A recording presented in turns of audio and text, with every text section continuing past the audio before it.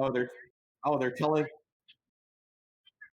telling us to shut it down. Oh man, that's gonna be the next time. Mm-hmm. That's gonna be all of like one of many things that all this hate that I get towards me for just being just so rightfully honest. That's what? Let me tell you something about being a weatherman. It's the worst. Whenever you report the honest weather and have car crashes that happen right outside of your building, sometimes, yeah, yeah, she's doing fine. She's just recuperating from it. I know that was yeah, she did. She's like a paraplegic, I think. But that's okay. She's on the path to physical therapy. Oh my She's God, thank recovering. God. Everything is okay. Hello, Yeah. Horace, and welcome to the TMI Podcast, where we are going to talk about Type Moon. We're gonna tell you how you can get into Type Moon. Spoiler alert: the answer is there isn't a correct answer. Everybody. Oh shit! I'm in the wrong place. I thought this was the Too Many Igloos podcast. Oh, the Too Many Igloos. Oh, you're right about this. I thought I was here too. Yeah. I don't even know where the refreshments are, so I better leave. That is right. I guess so. We better go. Sorry, guys. The Too Many Igloo podcast is canceled. Hello. Hello, Kronos. Welcome. Oh. Oh, boy, oh, boy. So you missed the whole podcast. We started talking to each other about stuff, and it wasn't recording. What a shame. No, just kidding. No, just kidding. I can't go through with a joke. You know me. I have to tell you all I'm joking. So I gotta ask. I think this would be the most appropriate way to kind of kick off this, how to get into the Type Moon podcast. Yes. This is gonna be like a really tough question, I think, for the both of you. Okay. Okay. So, if we had to choose between kind of like a Shiro, Shiki, and then, I guess we can say, Miss, Miss Blue over here. We don't like try to remember her game, right? We don't try to remember Maho, right? So, I mean, a lot of people said it was a flop, but we don't talk about that because that's kind of Koyama's baby. That's right. Mm-hmm. We don't talk about that. Okay, so if all three of them, all three of them were protagonisting up, and then we have and they were playing Among Us. Oh shit! Who would be the most sus and who would be an electrical? Oh man. Shiro would be an electrical. He wouldn't do anything, but he would have been the one set up. No, see what happens. Shiro's the guy who's like pressing like the emergency button like every 5 minutes because he's trying to save everyone. That might be true. I really do agree with you. It's kind of like his trauma from seeing the big fire that happened from the Holy Grail War. Yeah. It made him think that he doesn't, deserve to live as a person. So he does inhumane things like jumping over the same little school activity outside the gym and then start attracting all the ladies, right? Yeah. And so what he's doing is I think he's doing that in electrical. And then he starts attracting everybody. But then what happens is, Nasu states that Shiki wouldn't get along with Shiro. So he'd try to attack him. Yeah. Probably not. They wouldn't. Yeah? Because, like I remember talking about it, it's like, even though they get along in parodies, they have, like, contracting personalities, basically, because isn't, like, I can't remember everything, but doesn't, like, Shiki automatically go to kill things because it's just, like, built into him? Well, I think it's more so, like, all right, so you take the two characters, right? Emiya Shiro is an empty person. Yeah. He his entire like characterization in the visual novels, and we're talking about that that mollusks type visual novels that we've all played. Yeah, you gotta play the visual novel right here. You heard it already. Prince says you gotta play the visual novel. you have to play the visual novel, and I swear to God, you do. If you play the version that they cut out those scenes, then you're doing it wrong. if you're not. Listen here. If you were watching the Studio Dean Unlimited Blade Works and they cut to the dolphins and the fish, and you're not imagining, if you didn't read the visual novel back then when they released that, and you're not imagining what actually is happening when it's talking about pulling you inside and you feel like it's a mollusk gaping in and gaping out, I think there's a big problem with that. That is true. But I digress. Like, Shiro's characterization, like in the entirety of all of the Fate series, he's an empty person, and he thinks his life doesn't matter because he has survivor's guilt, and that has made him almost inhuman in a way. And so his entire path that he does is try to become a hero, and you can see the contrast with Archer. And then we get in this huge whole little thing, blah blah blah, Blah, blah, blah. Absurdity of the hero, Sisyphus, references to that, Nasu circle jerking over that type of stuff, and Chunibyo stuff, and I love Emiya Archer, blah blah blah blah blah. And then you have Shiki, who Shiki from at least from what I understand what Nasu said, would view kind of Shiro as childish. His ideal is childish, it's stupid. Shiki just wouldn't get along with that just because Shiro's just so routine and Shiki's more laid back. But I guess that would mean he would get along with Archer then, right? Yes, he would actually. Ironically, when you bring that up, yeah, Shiki would Shiki would get along with Archer because Archer himself is, he's really hard to hate. He's a little bit childish, but he's also very sarcastic. He's kind of got that that cool. Everybody talks about Ikemen, the cooler Emiya. Exactly. He's the. I think he's the only Emiya that matters. Well, he's the only Emiya who shows up in almost every version of Fate so far. Yep. I mean, all right. Let me give some credit to Shiro. Shiro in the Prism Ilya series, at least when we get to later parts of the manga. Those are good. Those are good scenes. Oh my god! Just the way how he fights, it is literal. God damn, I love Emiya Archer. Oh, I kind of like. Spoiler alert, by the way, because wasn't the whole point of this podcast to be how to get people into Fate to begin with? We're all right. We should have, but we got talking about Emiya, and then this happened, and we let Prince talk. That's what happened. Yeah, you let me talk. Hold on a second. Let me take things back a little bit here. I'm gushing about my man crush for all the years, and that's okay because Okay, well, we'll definitely invite you back for the Emiya Shiro episode, and we will deep dive into Emiya Shiro on a later date. Yeah. Yes, the Fate podcast. Hello. Apparently, Orson Welles was not aware that there was actually a VN for Fate. Well, I think. All right, I'm just gonna give my 2 cents on how to get into this. Unironic before I just go off on tangents about characters. Yeah. I will be brutally honest. I think the best way to get into Fate nowadays, honestly, is gonna have to be through Grand Order. Oh my god. Then you're gonna have to decide if you like the series enough to actually research into it and venture into it. Mm-hmm. Oh, I'm so happy to find. Your wallet has to be deep enough too. People who give other answers, because I'm going to tell you what is it that the elitist Fate fans tell you should start to get into Type Moon in general.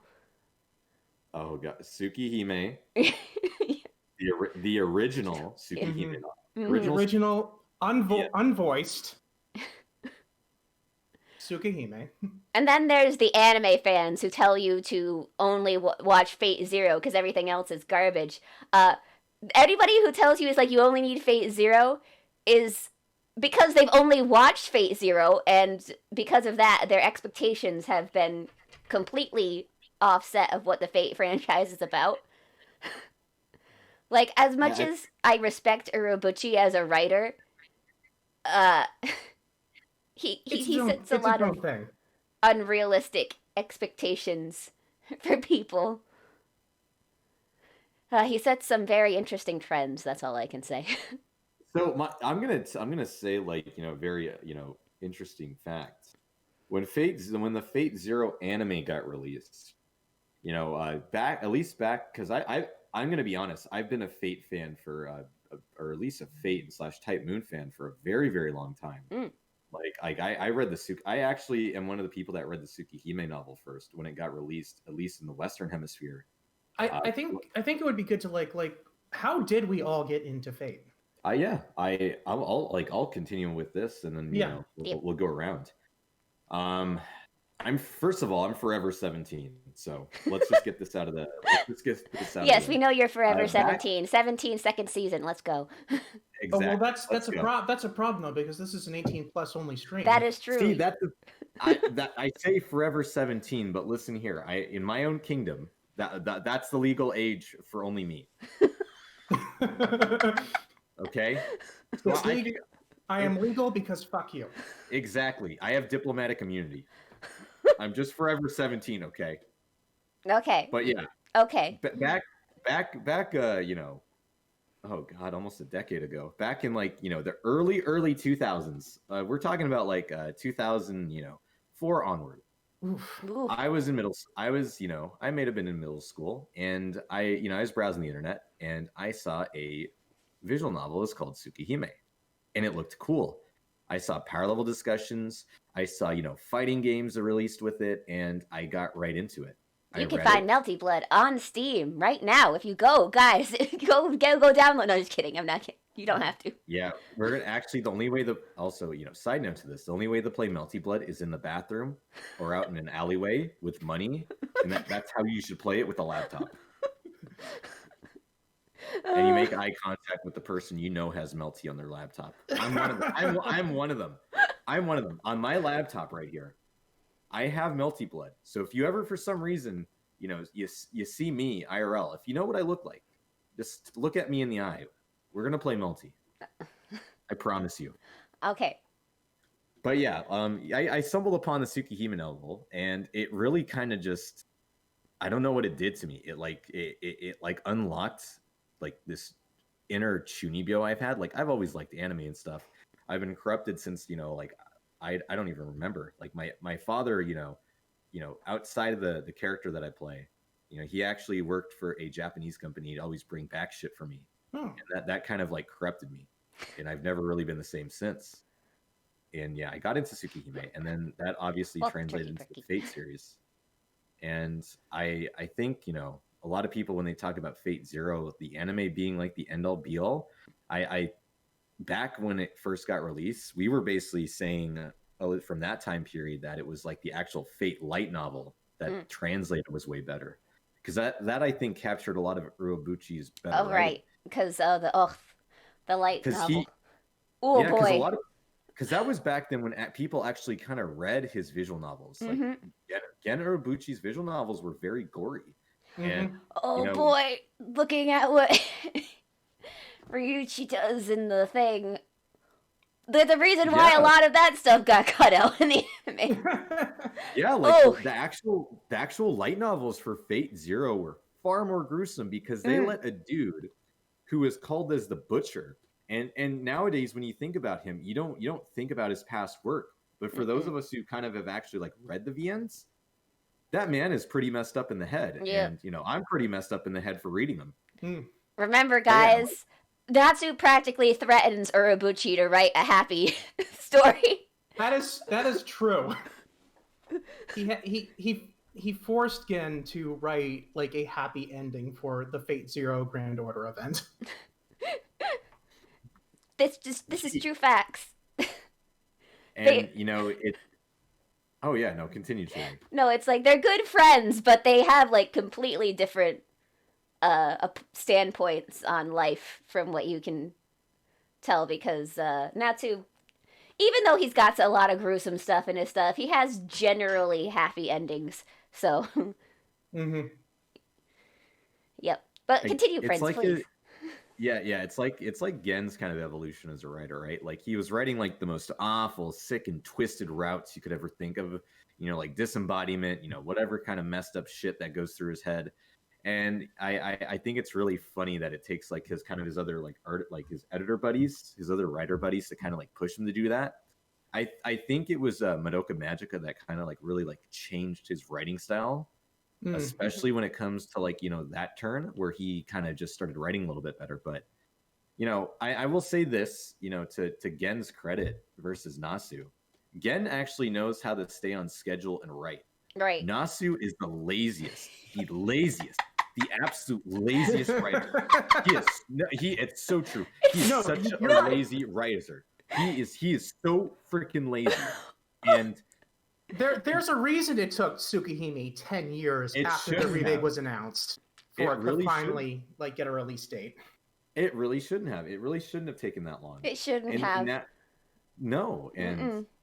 but yeah, like that's how I all right. That's how I got into the Fate series. I'm a Chuny at heart, and that kind of like it did things to me, and I just liked it because it had cool heroes, it had vampires, it had like this backstory with notes, big aliens, on Mercury coming into Brazil or something, causing some reality marble that you can't comprehend. That shit hits, all right. It's All right, confusing, it is, and but I love it. changed me. Yeah, it changed me. I think I don't think people really understand how bad it was when I read the Unlimited Blade Works route and what that did to me psychologically. Oof. All right, whoever's next, that's my take on how I got into it. Okay, I'll go next. So back in probably the late 2000s, like 2008, 2007, I was branching out from like mainstream anime. Like I was looking for stuff beyond stuff like Dragon Ball Z and that kind of shit. And like the best way to do that was to look up like the shows that were like licensed. And on Funimation's website, they had all the shows, and like at the time they had rescued Fate Stay Night after ADV Films had to reorganize. So that was the first time I saw Fate Stay Night. And I'm like, okay, like this, like there's no like description of what the show is. It's just like this blonde lady in the armor, and it's got a TVMA rating. So I'm not sure what I would get if I were to go into that. But like as the years went on, like I saw like screenshots and stuff, and like for the longest time, I thought it was a fighting game. Like I thought there was like the visual novel had like an actual like fighting game aspect to Well, it. Because, I mean, Unlimited Codes exists. That's true, but like I'm talking about like these were screenshots from the actual visual novel showing like all of, like the stats and stuff for each character.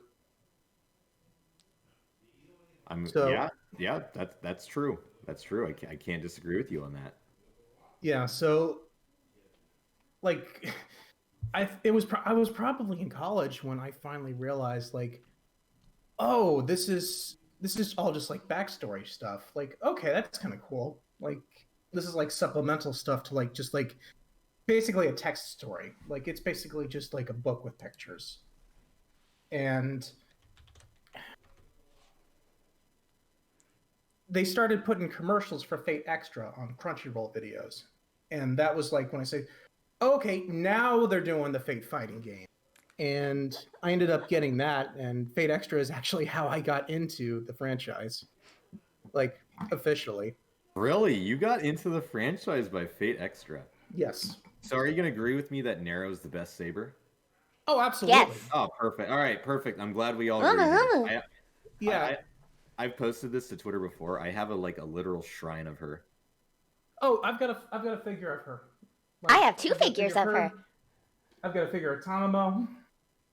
I have the whole extra servants in Nendoroid form.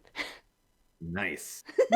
I have her. So I have her updated Figma. I have like a little drawing of her from Encore, even though Encore was very loaded. I'll say that. That's a topic all on. That's a topic all onto its own. Yeah, that's an entire podcast of its own. I do have I have the Encore art book and stuff, which I do love the way how they took the way how she's drawn and they translated her into Shaft artwork. Yes. God, she's so cute. God, Arco's artwork. All the negative things I could say about amazing. that's one of the positive things. It is. They actually made Wada's artwork look better. And that's something to like work by, because like she has improved like if you compare her art, how much her artwork has improved, like Takeuchi is like stagnated compared to like how much Arco has improved. Takeuchi. It's like he learned how to draw hips, and it's all been downhill. Like that was the one improvement he made, and it's been all downhill from there.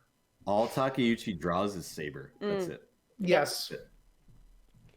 Like I'm sure you've seen that. Like there's a post online that someone made. Like it was like some kind of like promotional art for the Heaven's Feel movie, where it's Sakura in the front and Saber in the back. They took the picture and they flipped it. Sakura looked wonky. Saber looked perfectly fine. All right. So there's another image that I've seen where somebody took Waver, his final ascension art in FGO.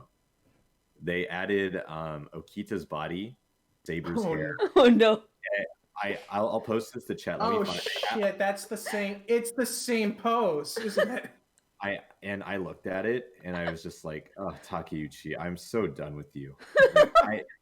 It's I'm gonna be honest with everybody right here. Like at one time I loved Takeuchi's art. Now I'm just frustrated with it.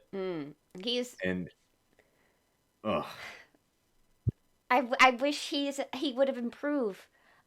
Guys, if you want to improve your art, I can only assume Arco must do live drawings, because like the way she draws body types, like Nero, Artoria, John, none of them look alike in her art style.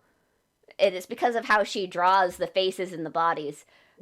Yeah, it's like we've got this term saber face, but if you take like Arco's Artoria and Arco's Nero, their faces look completely different. So it's like it's all in how you present the character, guys. But she must do like real life studies, because I have to get back to doing that. I know that's how you improve your anime style if you draw from real life, but I've been lazy. I posted it, by the way.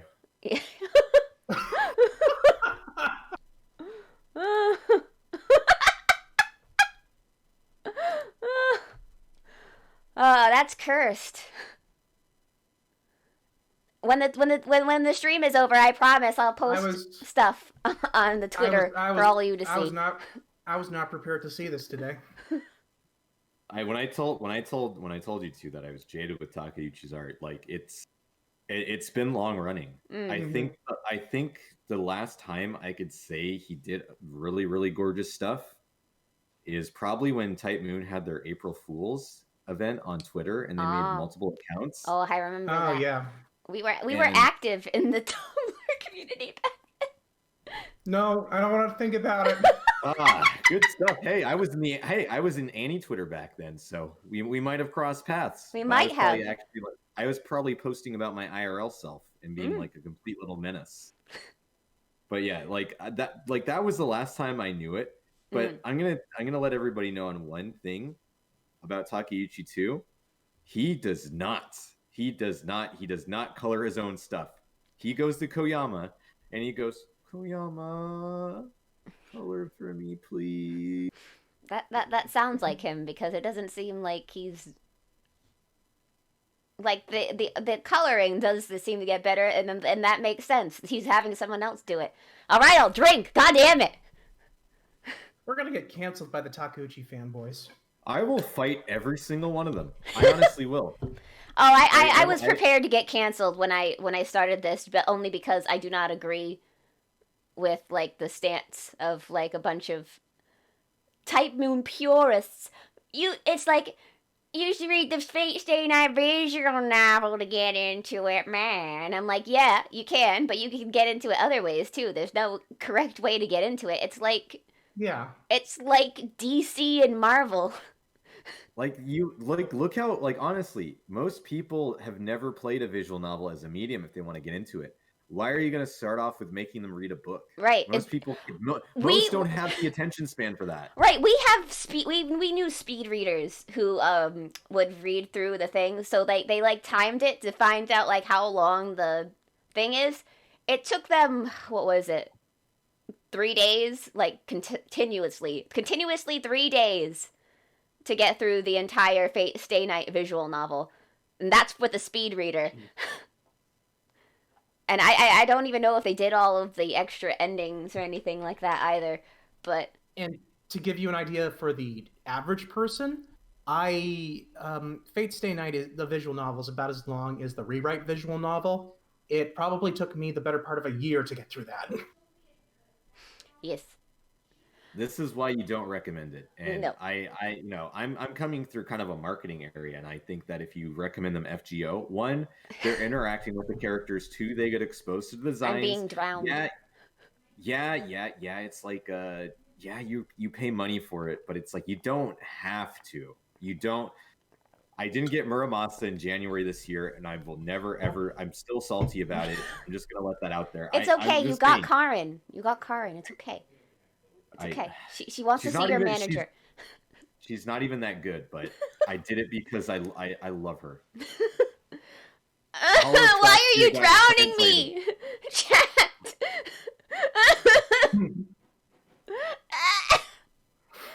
Okay, anyway, before I forget how I got into Type Moon. Okay, so for the longest, I would not watch Fate at all because it was popular and I didn't want to get into it. So I would not, I wouldn't watch anything. That was until I stumbled upon the Kara no Kyokai movies. And then I learned that, this is made by the same person who did Fate. Oh, maybe I should check it out. But I'm like, but I don't really want to go into the anime. So then I played Fate Extra, and it was all down the hill from there. So, yeah, I got into it in an interesting way. I can recommend, if you guys want to get into Type Moon, the Kara no Kyokai movies are not a bad way to get into it. It's technically like the prototype. Just don't watch them with your parents. Yeah, don't watch it with your parents. But I like to show them Haagen-Dazs on screen. I'm thinking of something else, but okay. But prepare. It is a very interesting series. It doesn't go in chronological order, so if anybody doesn't care for those kind of stories, it might not be for you. This is why we're going through this series, to tell you, hey, it's an alright place to start, but you don't have to start with it. It's in movie format, so it's not a bad place to start. I mean, you'll definitely have to watch it twice. You will. But yeah, that's how I got into it. Not any creative fanfare or anything. I was a hipster, and then I wasn't anymore, you know.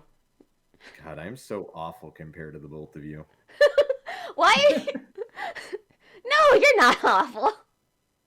I was a very impressionable youth. I saw the Tsukihime mullet scenes when I was when I was in middle school. And I'm hearing both of you getting started with Extra. And I'm thinking about this for a second. I'm just going, holy shit. Well, both of you were talking about this. I kind of put myself outside of myself, and I was just like looking at me and going, maybe that explains a lot. That really kind of explains a lot. Oh, no. It's okay, Prince. You're forever 17. I am forever 17. Yep. I'm not corrupted. I'm like, I try to think I'm like Gilgamesh. I can't be corrupted. My ego is forever lasting. Oh, bullshit he wasn't corrupted. Bullshit. It was just the time period that made him get wily. That's all it was. I don't believe it. It's like, my question is, what happened in between the Fate route and the Unlimited Blade Works route, where he went from I love you, Saber, to I want to fucking murder everyone, including Saber?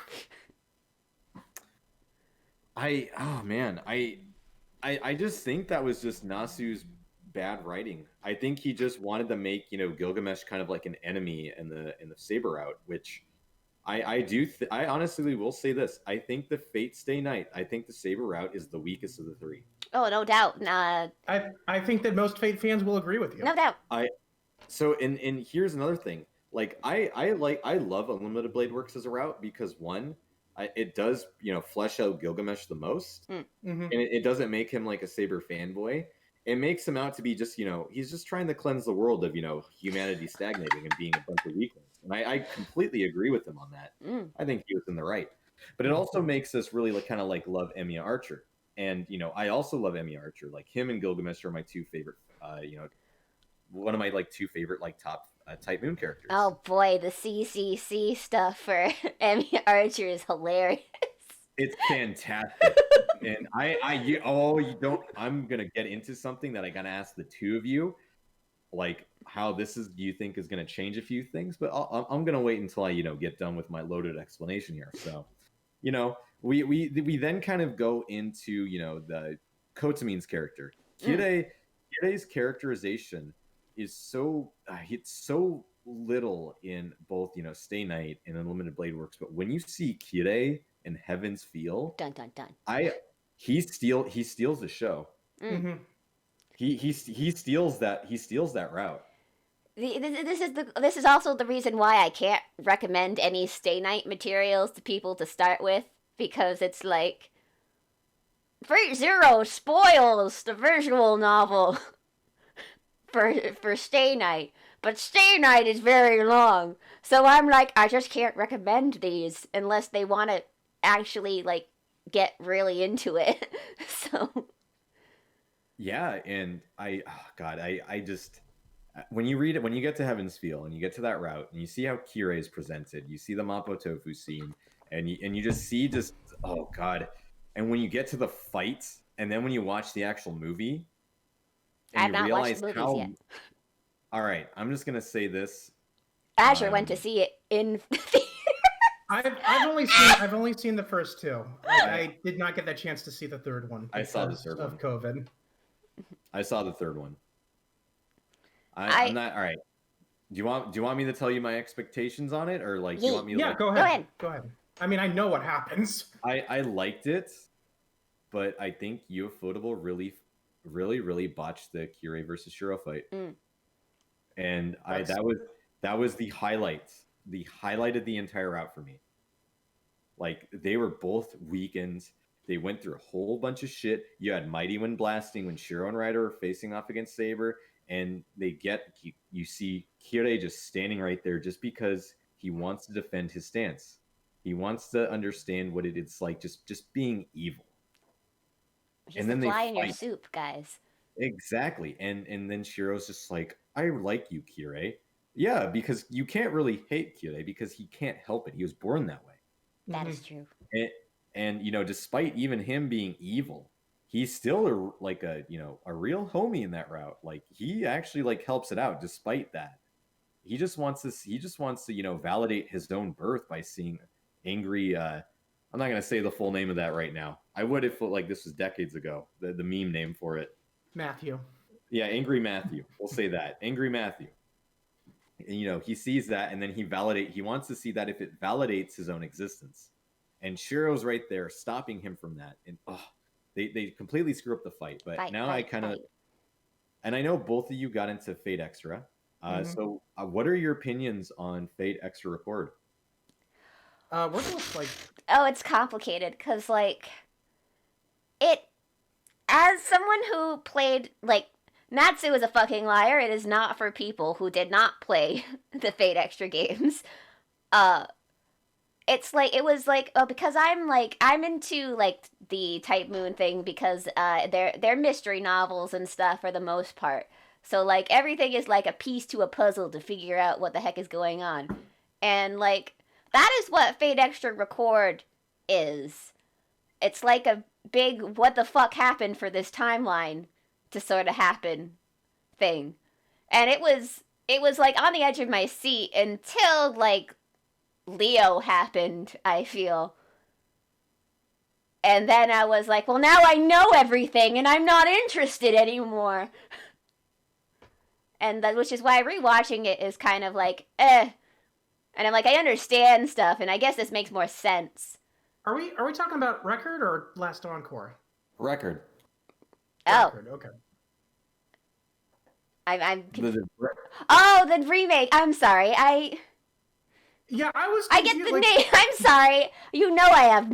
I have a bit of an issue. Sherry, you're just having a good time. There's nothing. That's why I'm sorry. I have a bit of. You're talking about the shirt. It's did I miss a trailer? No. Oh, no. I'm sorry. My mind is still caught on the anime. Sorry, I get a word. I have a bit of a word association problem, so I get things mixed up a lot. So Record for if you guys all don't know, the remake that's coming for Fate Extra. I'm excited to play. I'm so happy that I don't have to do rock, paper, scissors anymore. And even, I don't know what they're going to do to the story, because I've already spotted some differences, and they said, like, no, it's a faithful remake. And I'm like, bullshit, it's a full faithful remake. Yeah, you want to know what they're gonna take out? They're gonna take out Ark. Guarantee it. She's not gonna be in there. That wouldn't surprise me. It wouldn't surprise me. And I'm gonna make a fit on Twitter about it. But that, okay, but I'm wondering, like, how would they, like, so what kind of servant would they give names? You want to know what they're gonna do? What? They're gonna take an already existing servant from FGO, and they're gonna replace Ark with it. Ah. Probably. But yeah, I think one thing that I felt really pissed off about, why isn't Kana Ueda, VTubing as Rin? I don't know why I was there. She has the model actually works pretty well. Does. I didn't think that Arco's art would translate too well to a VTube model, but they got it to work. It's still a little janky, but they could work on that. But of course, this is just me staring at physics. I looked at the model and I was just like, this is criminal. Like, I was thinking to myself, companies don't realize this, but if they get like a long-standing loved character, like say like Rin, if they already VTubed like that, they could massacre the market. They could, but they won't do it. No, they won't, because they think they're just so good. Yep. But I digress. I was there when it was live, and I was like looking at Kana Ueda as Rin. I'm just like, oh my god, it's just like my Nichi Sanjis and Hololives. They did it for Tamamo in the second one, didn't they? Yes, they did. Yeah, we got to hear Miss Tama in her very expressive voice. But yeah, like when I saw the trailer for Fate Extra Record, I thought it was fantastic, because I'm now going to say this. I think Fate Extra Record, if you have a Switch, I think would be another good entryway to get into the series. But I don't know. The game is not out yet, so I can't really review it and tell you it's good. But so far, I have a lot of high hopes for it. When they highlighted Unlimited Blade Works, my mouth was salivating. Yeah. Oh, I don't know how faithful they're going to remain to the story. The person who's in charge of Studio BB over there says it's like, we want you guys to have our trust in us, so we're going to do our best with this game. Because trusting someone named BB is a smart decision. Yeah, there's nothing like it. BB is one of my favorite characters. What are you talking about? I do like BB. I won't get you wrong, but just like, if she emailed me with an offer from a Nigerian general, I'd probably raise an eyebrow. I would too. Not even the fact that she would pull some moon cell shenanigans. Moon cell shenanigans. Ah. I mean, like if you're trying to scam me, you could probably just hack into my bank account yourself. I have been drinking. I am going to have to go to the bathroom if you keep this up. So did both of you play Fate Extra like on the actual PSP, or did you? Yes, I emulated. I mean, I played it with a totally legal copy. I don't know what you're talking about. Version. I had a PSP totally. Nice. You got. Oh, perfect. Okay. Yeah, I totally didn't buy Fate Extra because I was embarrassed to buy a Yu-Gi-Oh game by itself. That is, buying a Yu-Gi-Oh game like that really can be a little bit embarrassing. You walk in your local game store, they say, "Hey kid, what are you doing?" Just buying Yu-Gi-Oh. It's a gift. Hey, what's that other game you got there? That'll be 32. That'll be 32.38 with tax. King Fenrir asks, "Do you play FGO?" Do I play FGO? Do I play both the American and Japanese version? Yes, I do. I play both too. It's bad. It's really bad. So I used to play. But Azure got out. He was able to get out of this gacha addiction. Yes, although not intentionally, because I broke my iPad the day I got laid off, so it's like I didn't have a choice. Oh, I'm so sorry. No, it's fine. Like I've since gotten a new job. He's seen me go crazy with rolls, even though I don't roll a lot. I understand, and like the newest event with the redropser event, comma, is coming up in NA. I think in like another month. Probably. Like April. I think April is when comma gets released, and I have enough like courts and stuff to roll. And if I don't get her, I'm also gonna throw another fit. And like I don't know, like I have the entire meta set up. I have Scotty. I'm gonna be then saving up for my other favorite saber, Musashi, who got a lot of flack. She got a lot of flack for her little event in Olympus. I think I got her on the JP version. I got Gilgamesh on both versions though. I have a NP5 Gilgamesh on my NA version. Hot damn! I did have Gilgamesh on the North American version. Everybody laughed when it happened in our old group. Yeah, the only one I ever wailed for was probably Gion Alter. Like everyone else that I got came fairly easily. You know, sometimes when you play that game, and FGO has really bad rates, and they don't even have like a scout system or like a hand-holding system. When you get your servant that you want, like you get such a nice dopamine effect. Oh, so much dopamine. Oh, it's such a rush. And I know Sony is like rubbing their hands, just saying, "Oh my gosh, we're getting so much money off of this. Nasu, please just make more. Force your writing team to make more." But we don't want Sakurai to write anything else, just because a lot of those. We don't want another Rome. No more Rome. Oh, It's like the first Fate Muso over there words. He had his hand in that one, didn't he? Yeah. Yeah. And the reason why Rome wasn't too popular is, like Nero's just we both all love her, and she's great, very very bubbly personality. She would accept us all into her harem. Exactly, she doesn't differentiate, and I think that's great. And she's cute to look at. She's adorable, and oh god, her voice actress is fantastic. Very famous voice actress. Very famous voice actress, Sakura Tange. You may also know her from such things as Cardcaptor Sakura, where Gilgamesh is also there. Why would they know? Yes, he is. This audience is full of babies. Why would they know Cardcaptor Sakura? Please don't watch Cardcaptor Sakura. I went back to watch it, and I was like, big oof. I watched it not too long ago. I thought it was still fine. Well, you're not looking from this as an adult, for this is a show made for children, saying, "Oh, it's okay that this elementary school goes after her teacher." I mean, yeah. I probably. I'd probably like be careful about showing it to my kids, but you're right. All you got to just say, you look back on some things you've watched when you were younger, and you raise some eyebrows. Yep. That's all there is to it. Yep. Like, I mean, until I keep going back through Clamp stuff, and I realize it just keeps happening, and I'm like, oh no. Oh, you mean like the nice relationship that goes on in a XXX-holic? We don't. And also Tokyo Babylon, and Chobits kind of is not. This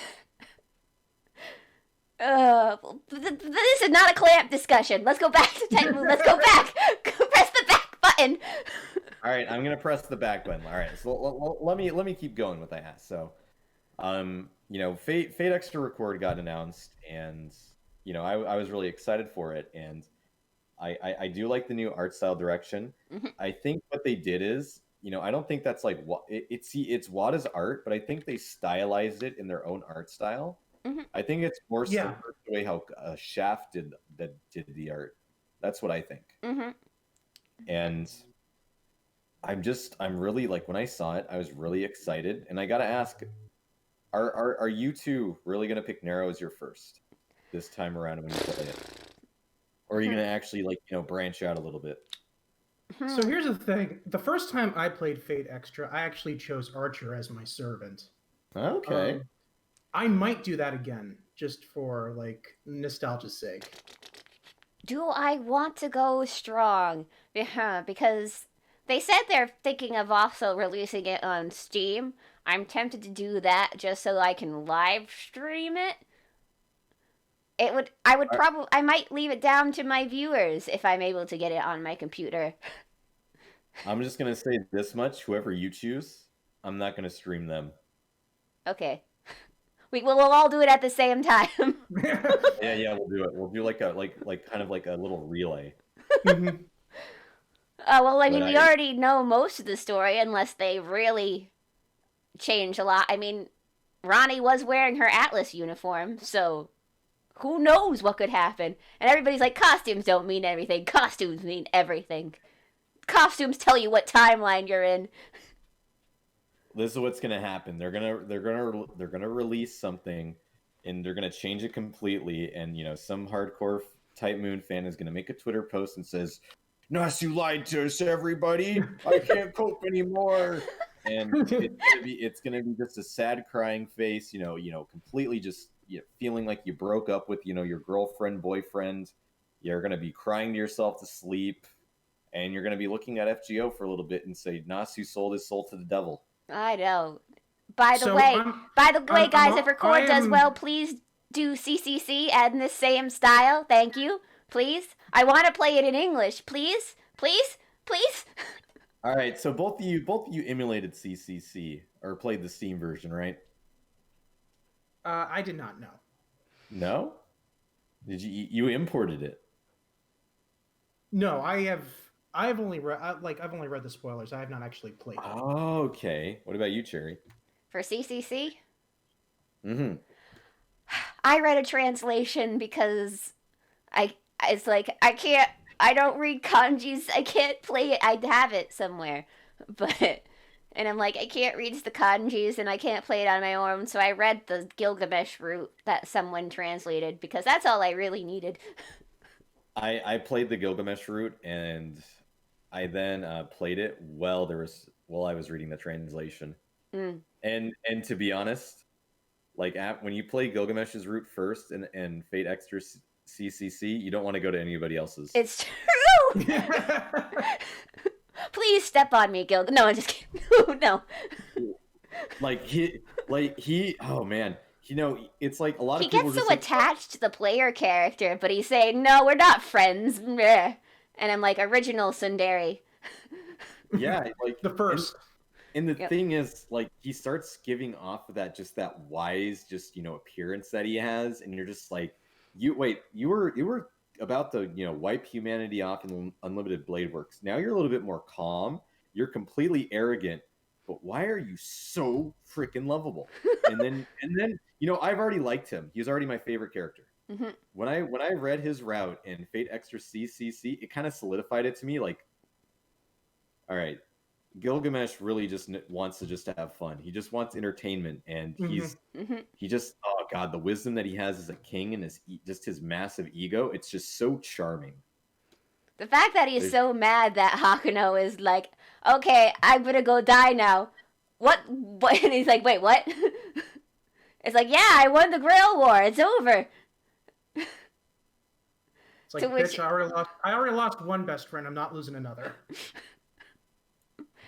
That ending was very funny. He's like, I gave up half my treasury, but don't worry, it's infinite. No, he's just gonna get it back. It's like a refund. Yeah. I'm gonna use this, but then it's gonna just refund. Yeah. And it's funny because have both of you read or at least seen translations for the Fate Strange fake novel that's going on? I've seen a little bit of it. A friend of ours in the past who went by Pale Rider, as you can tell from that name alone, was really into Fate Strange Fake and kind of gave us some of the play-by-play for basic stuff. from what I can gather, better than Apocrypha, guys. This person actually knows how to write multiple characters because it's the author is the same person who did Durarara, right? Yep. Yep. I didn't know that. Yes, the author of Fate Strange Fake is the same person who wrote Durarara. They're good at dealing with overpowered characters and a lot of characters in a series. Yes, that is literally like their creator, like that's like their creative thumbprint is loads and loads of characters. Yeah, so Fate Strange Fake, from what I can gather, is going a lot better than Apocrypha did. Apocrypha, don't even bother with the novels, guys. It's just okay. I mean, it's better than the anime, but it's okay. Anyway, Strange Fake has a lot of cool stuff going in it. Gilgamesh is hanging around with a baby, or as I call her, a baby, a 10-year-old in that. So it's funny. It's got some funny stuff happening. It's like, I'm going to take this child to a casino. And then he just gambles and wins. Just for the hell of it. Yep. Because his luck stat is so freaking high. Yep. I mean, any Fate stuff that has like Flat as one of the main characters is going to be funny. Mm-hmm. Yep. But so what's wrong with Higashid for writing Apocrypha? What's the matter? You don't like Sieg? You don't like Sieg's characterization of being a copy paste of Shiro and it being pretty much the Fate route? Oh, come on, but we love the Selfo, everybody. Prince, it's just not everybody likes white toast. Oh my gosh, you're right. Not everybody does like white toast. I like how you pointed out exactly what my issue with is. Almost like that's not an uncommon issue that people have with that character. Oh god, I hate Zeke with a passion. With a passion! He was not needed in this series! God damn it! And then you take a heroic spirit like Siegfried. Well, I guess I better do something right, everybody. I am now giving you my heart. By the way, that's also Fafnir's heart. Take my powers. No! I hate it! Roll over and die. You could have made Jian the main character. Samanai, why? Like, you could have just made Jean the main character. Like, you didn't need to have, like, this audience surrogate in Sieg. And the thing is... Jean is already, like, possessing a teenager. Like, you could switch back and forth between them if you wanted, that would have been really cool. Yeah. Well, the other thing is, too, is when you see Kaudu and Mordred pop on screen, you're like, holy shit, Higashid knows how to write. Exactly. Right. And then they leave. And then you're just like... But you just ran over the girl with the wheelchair with your car. Come back. You're like, oh, okay. Like, God, like... Remember, guys, that wheelchair is powered by the souls of dead puppies. When I want to make somebody angry in the Type Moon fan base, I tell them that Higashid made Apocrypha great, and that's all everybody will ever know about Fate. And, obviously, it's a massive troll, and let me tell you, it works 10 out of 10 times. 10 out of 10 times. And it's such an effective tactic. It's like psychological warfare. And I know exactly what I'm doing. And the best part, they say, and I'm like, what's the matter? You want it to be a tabletop game like it was supposed to be? No, get out of here. God, how many times has technically Apocrypha been reworked? Because they took the basic from that again to work it into Grand Order. On top of it, they made Sieg a better character in Grand Order. Yeah. I think they realized the flack that he caused, and I read through the event, and it's actually in my top 3 events for FGO. Sieg isn't, like, they didn't make Sieg unbearable, at least. They made him have some sort of agency, at least, I guess. It could have been worse. I have just some dislike for him, and I'm getting over it. He was funny in the White Day event the other day because he was a villain in it, but... I am a homunculus. Yes. I have now taken Siegfried. John. Daisuke Dio.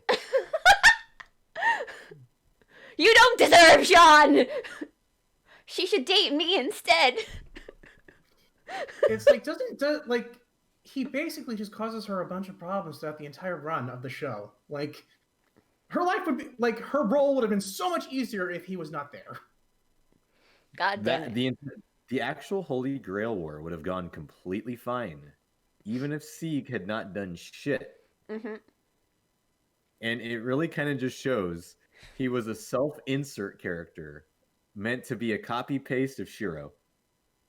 Yeah. And the thing is, Shiro at least is a lovable character.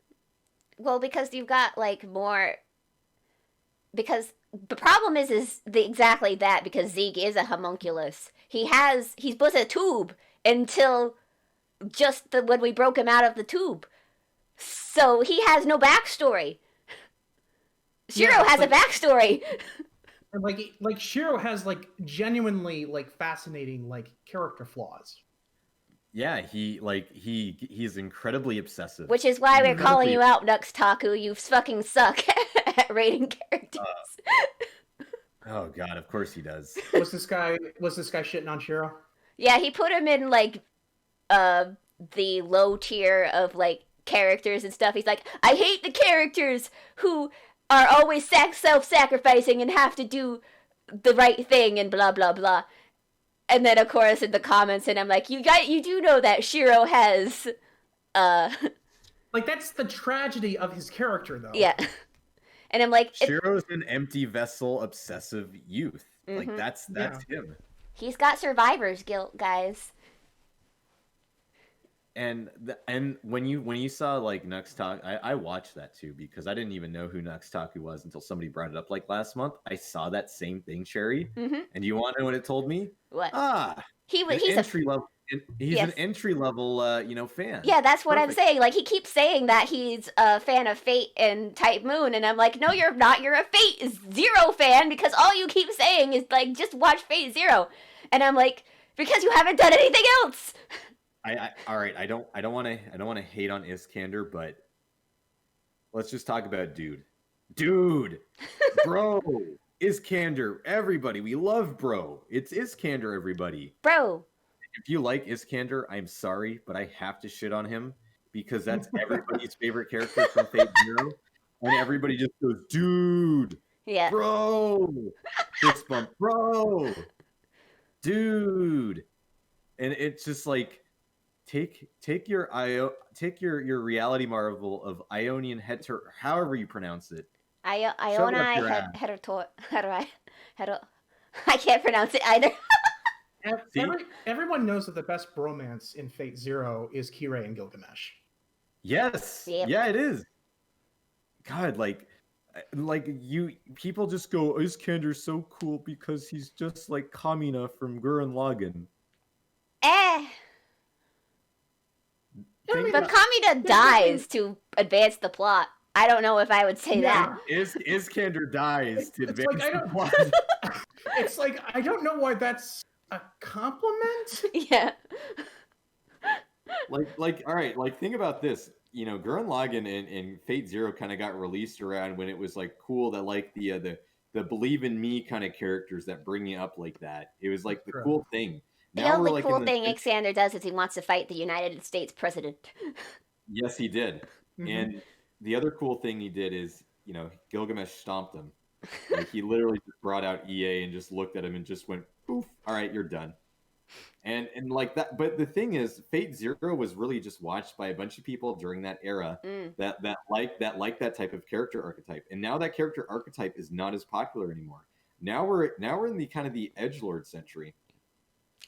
Like, yeah, it's like that does seem like what the commonplace is these days. Like I definitely like Iskander, but I don't like him like any more than I did any other character that was in Fate Zero. I'm sorry, I am forever married to Nero and Gilgamesh. Come back another time. I'm not that into Bara. and like I'm not shitting on Iskander, but it's just like that's where it came from. Like it's the whole like dude. Bro, Skander, like that's the whole thing where it came from, and that's what everybody remembers it. And I bet Nux Taku was probably. Yo, don't mind me licking frosting for a. Yeah, keep listening. You keep doing that. And I think that's where kind of like Nux Talk was just like, oh god, he's such a bro character. He's just so incredibly based. Oh my god. And it's just like, I it's mean, like I do Nux, love Nux's like stuff and everything because he seems like he genuinely enjoys what he does. But I'm like, and I'm like, you really need to like read some Fate material instead of watching it because you are not getting half of what these characters are about. I think if he actually like read through the actual like the old school visual novels, if he had the attention span for it. Well, he is a hentai reviewer, so we would actually see him probably shitpost with the mollusks. Oh yeah, yeah. Like when the day comes that he does read it, we will know. We will know. I don't think he's going to read it. I think he's too busy making YouTube videos. Yeah, he's a VTuber now. He's busy. He's busy. He's very busy schedule. He is one of 2 male VTubers because, as we know, Prince here is a V-tweeter. That's exactly right. I'm a V-tweeter, and I cause a lot of emotions in people, and I debut content. Oh gosh, I'm just gonna say this. I cause one side of the internet.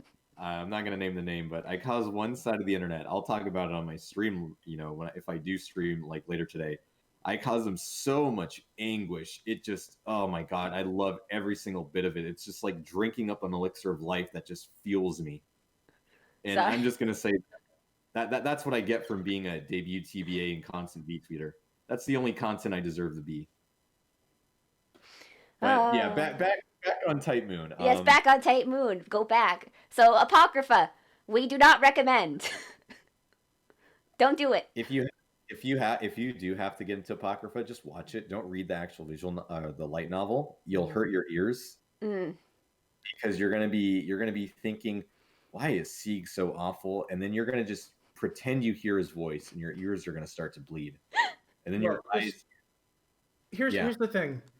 Astolfo is in Fate Grand Order. If you need to get your Astolfo fix, you can do it in Fate Grand Order. You can do it in multiple ways. There is both the rider and the saber form.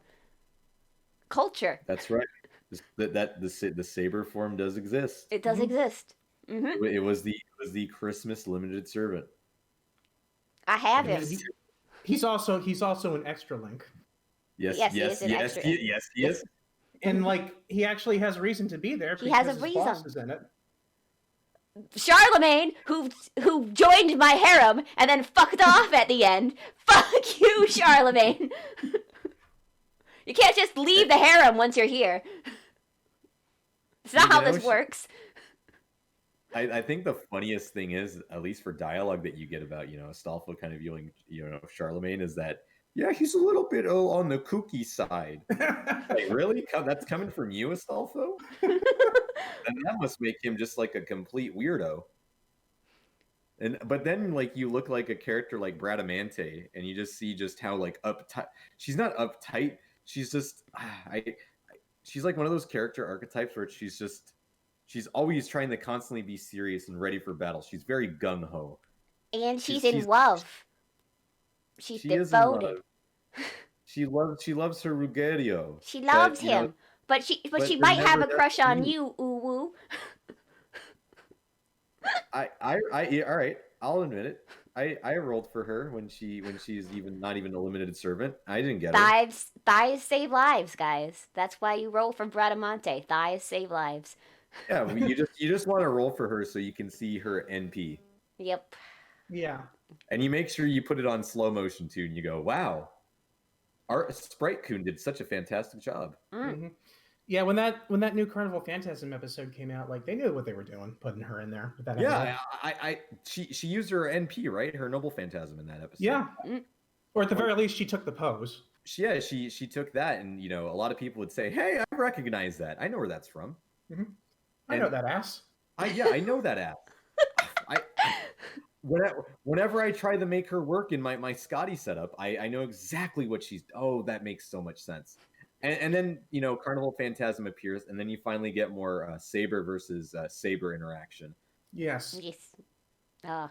Which we really didn't have. That was really the first time we've really gotten that. Like, I don't really feel like they interact that much in Grand Order. And you know what? It's criminal because back during, those ancient times, Britain and Rome had it out for each other. Oh boy, they did. Oh, although I gotta tell you, the thrice setting sun joke, I laughed so hard at that. That was good. That was good. That was like probably my favorite joke in the episode. And we need to see more Nero and Arthuria bickering. Yes. Wait, hold on. For this podcast, can I say Arthuria or do I have to say Altria? No, you say Arthuria. We do not stand Altria in this house because it sounds too much like Attila's real. Yeah. I kind of grew up on the English dub. I'm used to Artoria. Is like, that okay? Like with an O. It doesn't make any sense to like translate it to Altria when you think about it, because Arthur is the shortened form of Arthurius. So if you're making a female version of Arthurius, it wouldn't translate that. And like I think that like Artorius is like the actual like Latin name. Yeah, or Artorius is a character from Dark Souls. Well, he that's what he was named after. But yeah, here you go. Latin lessons from us in Type Moon. Who would have thought? More likely than you think. Everyone knows that the Arthurian saga was a spin-off of the Dark Souls series. Oh, it totally is. It's like Norse mixed with that. I believe Arthur translates to a council of elves, but I could be wrong. It's been a while since I looked up meanings of things. The Carnival of Phantasm series, I think they're actually a really good series to get into once you kind of like get like a little brisk of Type Moon. Because once you watch Carnival of Phantasm, you fall in love with it immediately. Yes, that's actually what happened to me because I got into that after I played Fed Extra. Yeah, and you're just like, when I played Fed Extra, I pretty much just watched Carnival of Phantasm, and I'm like, ha, I fun. This funny. I want to see where these characters be from. That is English. It's God. I think they did such a great job with it. I like as soon as I saw that they released the OVA with like FGO, the moment that I did I woke up, ran to my computer. I need to see this. I need to see this. Please make more. Please make more. I love Carnival Phantasm. I'm like, I need to consume it. Please, Nasu, take that ladle, put it in my mouth right now. I need this. What was your reaction when they released that little like teaser promo image? It was just the ear. I was so happy. Like I don't think I've ever been that happy in ever since I did see the Tsukihime remake, but it was kind of a love-hate kind of thing. Yeah. Because then I kind of realized that they did it for a specific reason, and now I know that they're going to change so many things about it, because at least with the Realta series, they just took out some certain scenes. Yeah. I wonder what certain scenes those were. Okay, so what is your opinion on the fact that like it's new voice cast, isn't it? Like it's not the voice cast that was in Carnival of Phantasm that's going to be in Tsukuhime's remake, right? You want to know what I think about it? Yeah, I want to know what you think about it. I'm pissed. That doesn't surprise me. Like what? Like you already have them. Why? Like why? Like why are you doing this? Why do you have to change it? Why is it this? Joji Nakata has been voicing Kirei for freaking years. Like, it doesn't really make sense to me. If everybody is still around, why would you recast them? Like, Japan doesn't usually do that for voice actors. Unless, like, it's on the request, like Fruits Baskets, for example.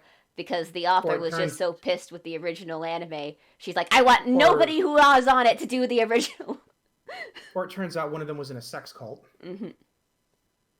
So, okay, viewers, watch as I sabotage. What do you mean, sabotage? Nice. I like it. and yeah, like, when you see Joji Nakata, not only has he voiced, Kirei for years, he's also voiced, Nero. I don't know how to pronounce this. Nervensker Chaos. Yeah. NC. Yeah, and like you're telling me if you get a guy like that's been voicing your characters for that long and you're gonna replace the cast, that's another bone I had to pick. Like I I don't know what that man does to me. I don't know what Nasu does to me, but I think he's one of the only few people on Earth that can actually like kind of get underneath my skin. And it made me. He just makes me. It's so all right. angry. We'll make a mushroom soup out of him. Like I legitimately am apprehensive about the remake. I am. I think they're gonna change a lot of stuff. It's not gonna be a remake. I know It's going to be. gonna It's be a gonna be what they reimagine, I did guess. for. You know how they remade like Resident Evil 2 from like the original series to the remake we got today? I'm afraid they're gonna remake it like Capcom did with Resident Evil 3. And just make it just a linear adventure. That's like my standard right now. I think that's what Type Moon's gonna do. I think they're gonna give me a remake. If they do that, that's gonna piss so many people off. Yeah, I actually I'm a decently big Type Moon fan. I actually have their email saved to my email list, so when that happens, I'm emailing them, and I'm gonna do what any person these days after a few years of living, I'm gonna give them a piece of my mind. Yeah. And it's gonna go to an automatic response message. I'm gonna look at it and it's gonna be in moon runes and then I'm gonna reply to the automatic response message because that'll definitely get their attention. I'm gonna be like, let me speak to your manager, Nasu. Mm-hmm. You've toyed with my life for as much as you possibly can. I'm gonna take you out, and I'm gonna make sure that you'll never write again, buddy. Because after when I talk to you, you better start hiring other people. Natsu. Why do I love you and hate you at the same time? Like, all right, don't get me wrong. Like, it's when he's on his A game. When he's on his A game, he can write. When he's allowed to write his 5 Sakura fantasy. His Sakura fantasies, or when he writes Babylon, Camelot, which I'm actually really excited about the Camelot movie. Like when Nasu actually can write and he's given a deadline. Like did both of you know how last minute he did the Dango event for FGO? I didn't know. All right, so here's the story of what happened. So the Dango event was shit. It was garbage. Yeah. And the writing in it was terrible. Nasu wrote that entire event a week before it was due. I'm not kidding. That sounds like him. He was so lazy. He just thought of it out of the. I'm just gonna write it about Dango, and that's what he did. And you can actually find this. It was so last minute, and he talks about this, I think, in an interview, and he's laughing about it. It's just like, Nasu, like, is that why you hire so many writers? Yes. So you can just have them do it, and yes. you just want to. Honestly, he does work better as a writing consultant than a regular writer. He's an ideas guy. Yes, he's an idea guy. He's basically Japanese George Lucas at this point. Yeah. Oh my god, yeah, he really is. Because he served as a consultant for Blue and Silver, right? Like the author went to him to how to write Ramses and stuff like that. And I think Ramses came out pretty good. So yeah. There's that. Blue and Silver. Can I recommend it? No, because it's in an alternate universe. Anyway. It's a prequel to something that doesn't exist. Yeah. But I want a prototype anime. Oh, me too. Oh, I would love to see the prototype anime. Fun fact, I like how that they were originally going to create Shielder for an anime only route when they first did Stay Night, but they decided against it. Yeah, Mashu is actually as old as Saber, Rin, and she's just a reused concept. But everybody's a reused concept. Oh hell yeah, they are. They're because Takeuchi dropped it. I mean, Saber literally was a reused concept. Reused from the original draft of Fate. Let's see. Tamamo was reused. She was from some early stuff, from what I understand, too. Kentoki was he was apparently created for Fate Apocrypha at first, but then he didn't make the cut. Thank God for that. We saved him. He didn't. And now we got right art out of him. I don't know if either of you know. Maybe you can tell me, but like, was Altera created for Grand Order, or was she created for Fate Extra, Fate Extella? She was created for Fate Extella. She was supposed to debut in Fate Extella, but Grand Order came out before they finished the game. So the thing with Altera too, she was supposed to be like the next big thing when they were advertising her, and Yep. they got Hugh to do the art. Mm-hmm. He was just popular with his designs for Blackrock Shooter and stuff, Yep. and then she kind of didn't really take off that much. Mm-hmm. That's because they didn't do anything with her. Like, it doesn't help that she debuted in like what was considered like the worst chapter in the first part of Fate Grand Order.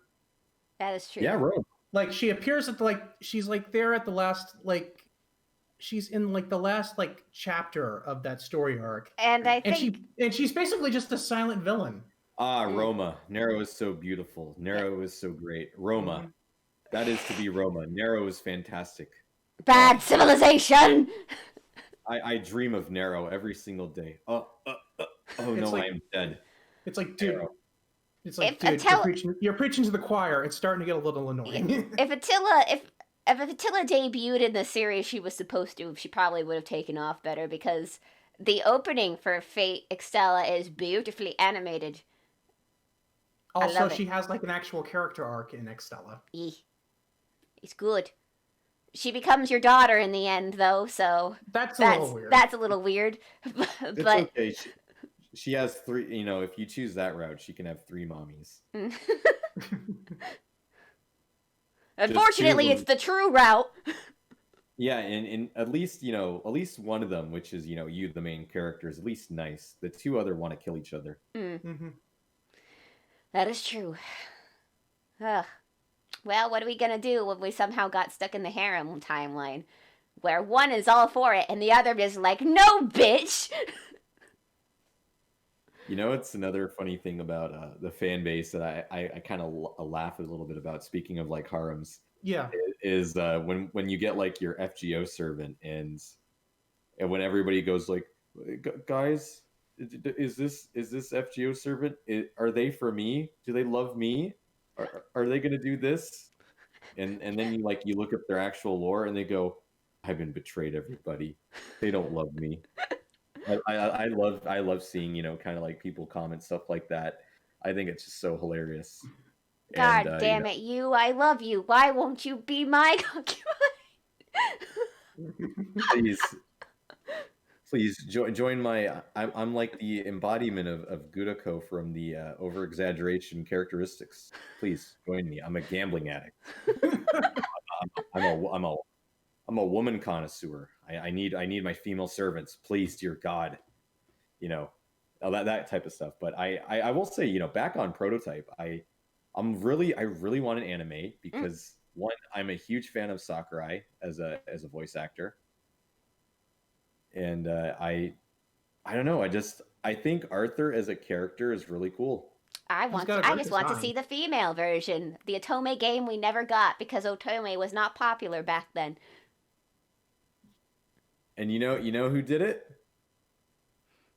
Do I want to know who did it? Does it start with a T? Takeuchi. Ah, damn it! I knew it. Who's the bigger? Honest, no. Who between you two? Who's the bigger villain? Takeuchi or Nasu? Who's the bigger villain? They combined to make one super villain, but I think. Yeah, I mean, it's like typhoid or cholera. I'd say Takeuchi. I'd probably have to go with Takeuchi too because I feel like he's like Natsu, like he does stuff jokingly and then people go along with it and he's like, no, wait, stop. Because of what he said, he's like, I want to, and he's like, for extra stuff, we could maybe like make a booby pad of Nero or something, and they're like, got it, and he's like, no, wait, seriously? Takeuchi is like all in for everything all the time, so. I mean, it's the worst because without Takeuchi, Nasu wouldn't write. Yeah. Takeuchi kind of is the more responsible of the two. He does the business meetings, but like, do you ever like sometimes like we kind of touched about his obsession with Saber, but like there's a point to where it's like I don't think really anybody has like really explored his psychology behind this, but everything he does, like Saber, like he loves Saber. It's to the point where it's like part of me thinks that he's maybe like bottlenecked himself in a place where that's the only character he can draw now. Because you remember the Type Moon anniversary cover for the art book and how beautiful it was done. Yeah. Like you look at Koyama's art, and then you look at Takeuchi's, and you see the way how Takeuchi drew Arc, and I was like looking at her, and I was like, why the hell didn't Koyama just smack that pen out of Takeuchi's hand and say, you draw Saber, I'll take care of the rest. Like it's almost like think about it, like it's obsessive when he draws her. Yeah, it's a little bit scary. It is. Like, he needs to diversify. Like, even as like an artist myself, it's like I know I need to like, Xavio, you can't kill me with dad jokes right now. I'm in the middle of. Damn it. But so yeah, like it's so weird because together Natsu and Takeuchi make great things. We know all that, right? But it's like together they just like kind of feed off of each other here and there. But anyway, back to like on art and stuff like that. Clearly he needs to go back to art school and be forced to draw real people for a while because he like I've said before in the earlier, if you God damn it, Javio. Like you need to draw real people to improve at drawing your anime people. So Javio, do you just like specialize in French-based puns? He's on the topic of our conversation, Javio is going to eventually become a heroic spirit, just based on this heroism that they're displaying in chat. Dad joke, servant. What would I do without you? I would I wouldn't die from asthma, that's for sure. Yeah, Takeuchi needs to diversify, and it's like he has all the time in the world. I don't think that he's really like struggling for time. Mm-hmm. He's at like kind of at the pinnacle of his career. Yeah, he has a big deal with Sony. Everybody loves FGO. My mom loves FGO. My sisters, my brothers, my extended families, my uncles, cousins, ancestors. We all love FGO. The Earth loves FGO. And, coming up next, Fate MMO. Are you all down to play Gacha in your MMO? I sound frustrated. I sound like a really frustrated Type Moon fan, but the worst of it is, if that actually got released, I'd be streaming it. I would play it. Me too. Like we're talking about some problems right now. Like this is, the whole podcast, it's like this is how you get into Type Moon. Now it's turning into disgruntled Type Moon fans tell you that we are telling you to get into Type Moon, but you're eventually be prepared. Gonna get jaded like us. You're gonna get jaded like us. You're gonna be Type Moon is great, but God, have you seen some of this shit? Yes. I honestly do feel like that's in the possible future though, a Type Moon MMO that's got like a gacha system to get like characters to like play with and stuff like that. I mean, has there been any rumors? I mean, yeah, have there been like that? Which is what I was going to go into. Have there been any rumors about what's going to happen once Grand Order's current storyline wraps up?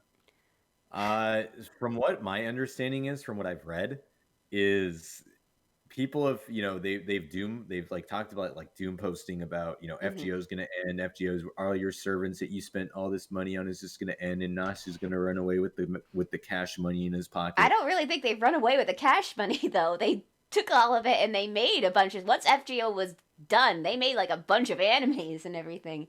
And like that's where your money went, guys. I think that money is Ufotables right now. Yeah.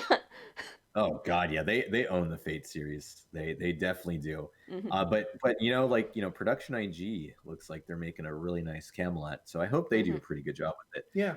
But I what I heard is, so I think they said that FGO was what, halfway done right now. Yeah. And with the rate that they're releasing, events so far, at least for the JP version is concerned, people have speculated it's going to take another 5 years for it to wrap up. And then Really? and then Nasu said this. He let out a hint, and I want you to kind of think about this. He talked about collabs. So everybody can collab with FGO, but FGO won't collab with everybody unless it's with its own universe, which is why the Prism Ilias series was a quote unquote real collab. But Nasu said that he wants to wait until the story is finished. And so people have speculated the moment that the actual mainline story is done, people think that they're going to be going absolutely ape shit with the series, at least with FGO is concerned, and they might make an FGO 2 because Delightworks' engine, they're refining it, but it's definitely pretty outdated in terms of Yeah.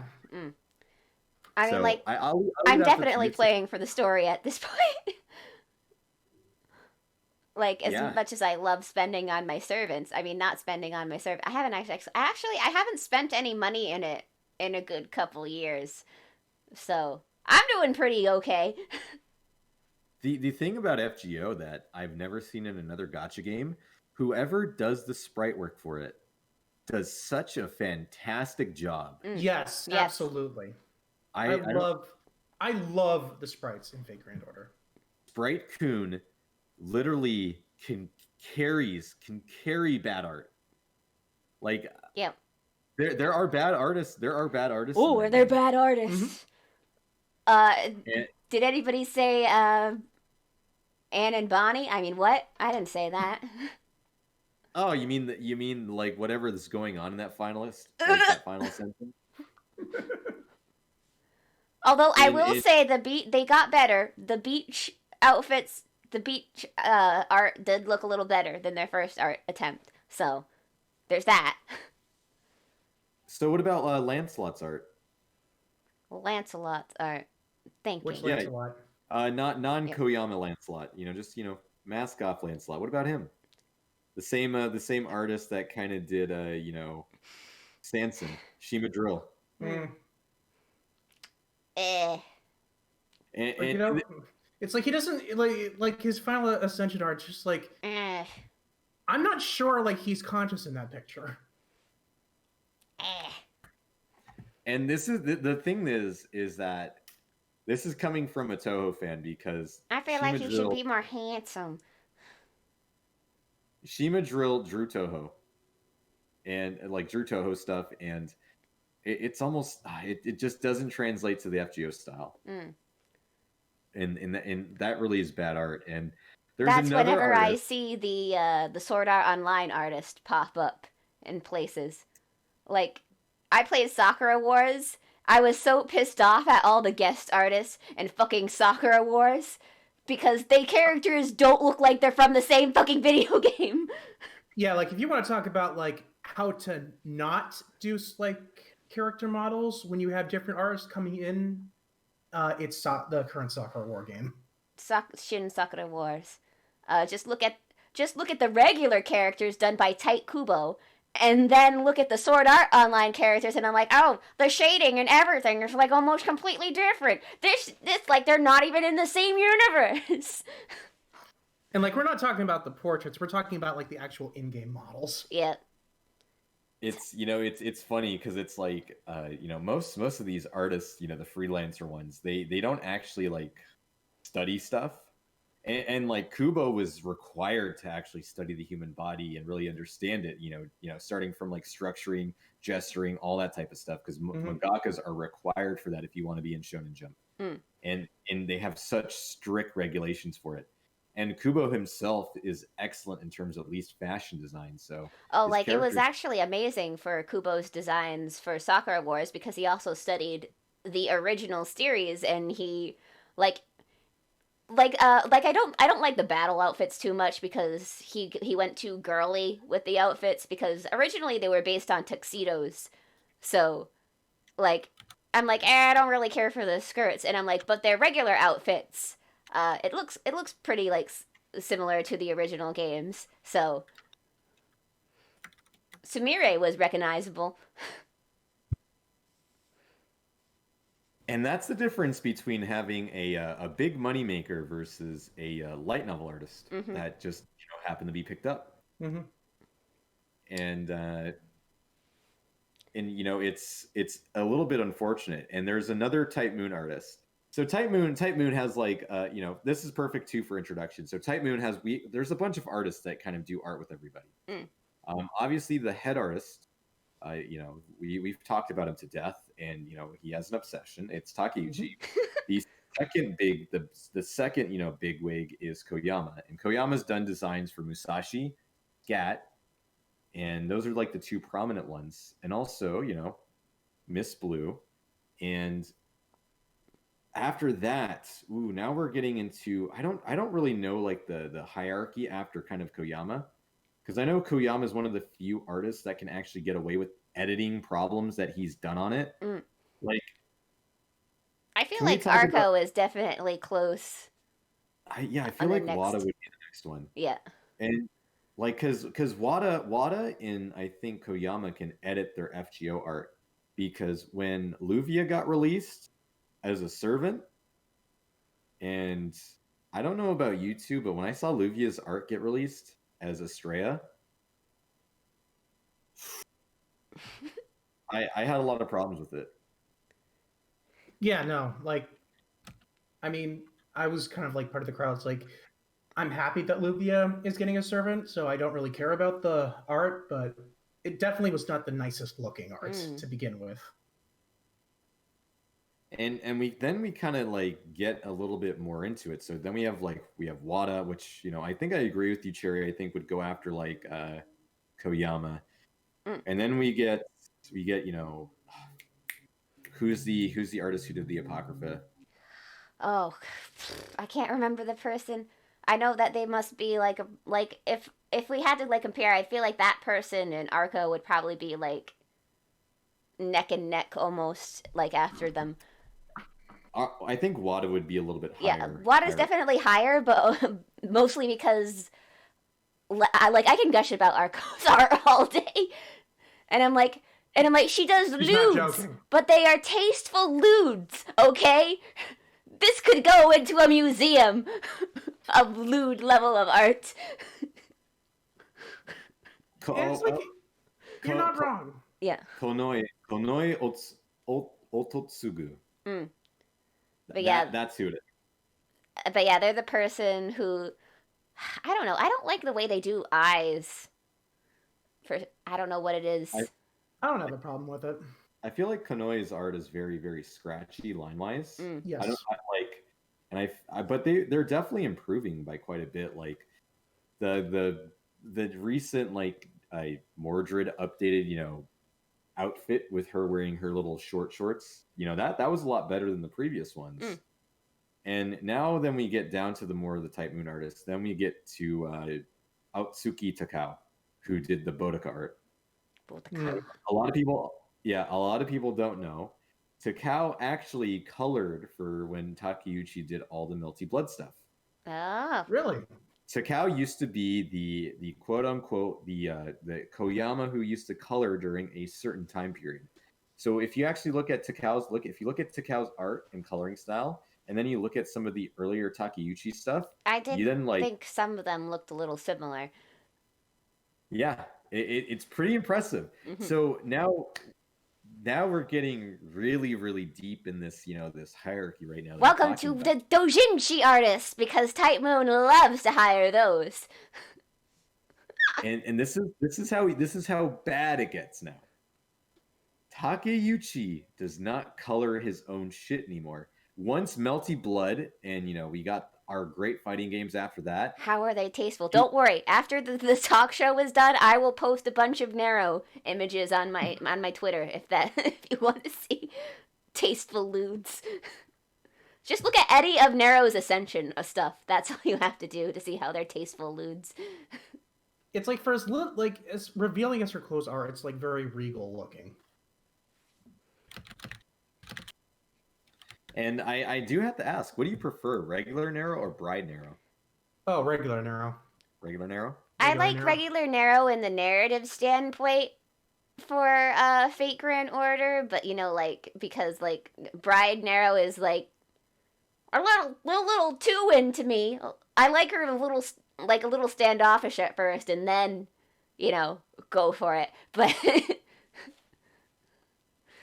It's my opinion that like it's just something about the red colors in her normal outfit that that just, is like, true. really I do bring like out the her red and the personality. blonde together. But I do like all the belts on the. It's like out of Kingdom Hearts. I don't know. okay. I love Nero. I can't choose between them. Don't make me choose. Okay. How about we choose between like Nero in her red dress or her final swimsuit ascension? Final swimsuit. Final swimsuit. I'll go there. Final swimsuit. All right, All right, so if we're talking about Nero's swimsuit version, I'm gonna have to say her red dress. For my Narrowcaster, I have her on the red dress, and I think it's so tasteful, and she looks so good in it. Oh gosh, I want to get that figure of her that got released. I think Alpha Max did it of Nero I in the just red love the dress, final and she looks so ascension good in it. And she's literally a mecha. Yeah. She's literally a Yes. mecha. Is Steam bugged or is it you? It might be you, Alex. I don't think the stream is bugged. We can see you, Alex. We can see I you. think he's worried that you didn't drink. I Drink? am almost out of water. You wasted all of your make me drinks. There's nothing left. When are like like I do have to ask. So we already listed kind of our entry level stuff. What are some places do you think they should go to next? Like what are both of your like hierarchies? So if you made like kind of like a timeline, both of you, like for people to get into Type Moon. So the where new would you- Fate Extra thing is a good place because I feel like it's short. It's a video game that has like interactive stuff with It's you not- and It's a self-contained story that's complete. yeah. So like that's a good place to like that's our first recommended entry place usually. I usually would say like if you have like time, if you have a little bit of time, move into the Kara no Kyokai movie series, cause like that's another contained story. It has a lot of like terms and stuff that is going to reappear in everything. Mystic Eyes is going to reappear in everything, so you should watch these movies. Following that, if you're really ready to like go deep into this is when I start recommending novels and even Fate Stay Night, so to say. Like that's kind of like how my hierarchy of things like because I can't recommend the anime for Stay Night because it spoils things.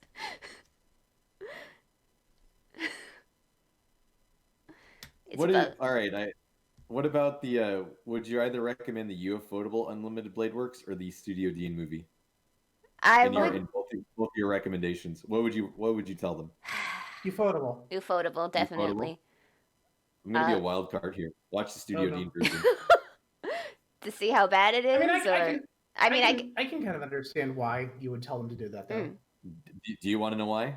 It's one important scene. It's an incredibly important scene. It's I think both of you will agree with me. It's one of the few times where we actually get to see Dr. Gilgamesh. Oh no!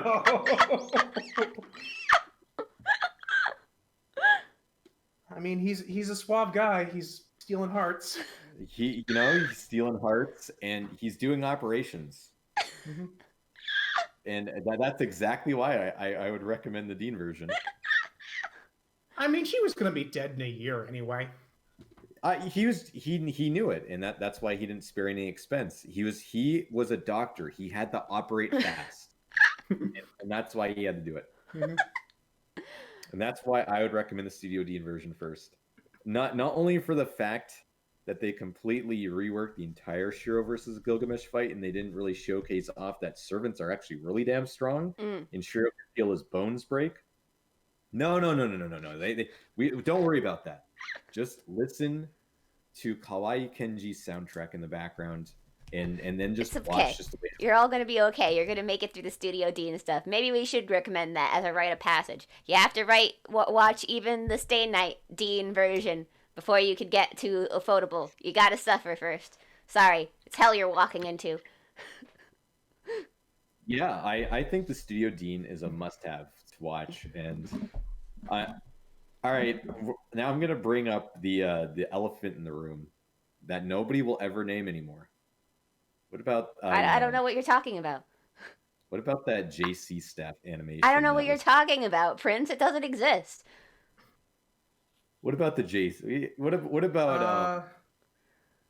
about that very handsome Arswid? You know, what about that JC staff? I'm just saying, you know, you've got a winner in an anime when the opening is just like only like a girl falling through the sky and that's it. Falling off a building. I don't know what you're talking about. Clearly, this is some sort of pipe dream that you guys have seen. To be fair, I think that most of the anime that was licensed by ADV Films are just pipe dreams. But if you guys want to suffer, you can go watch that. Whatever it is, I don't know. I'm foggy on the name. You can learn about the moon people. Yeah, the moon is important in Type Moon. In case you didn't know, in case you don't know what types are. Actually, when in both your kind of your like little timelines, when do they get into the like Fate Extra notes? Like, when do you recommend that? Like, is that something that you just stumble upon, or is that something? I mean, you don't want to overload them with too much information at once. Well, true. See, the thing is, I feel like once you get into notes, like notes, that's when you kind of just. Notes is when you're in. You've finally gotten that deep. Notes is just kind of stuff you discover along the way, like.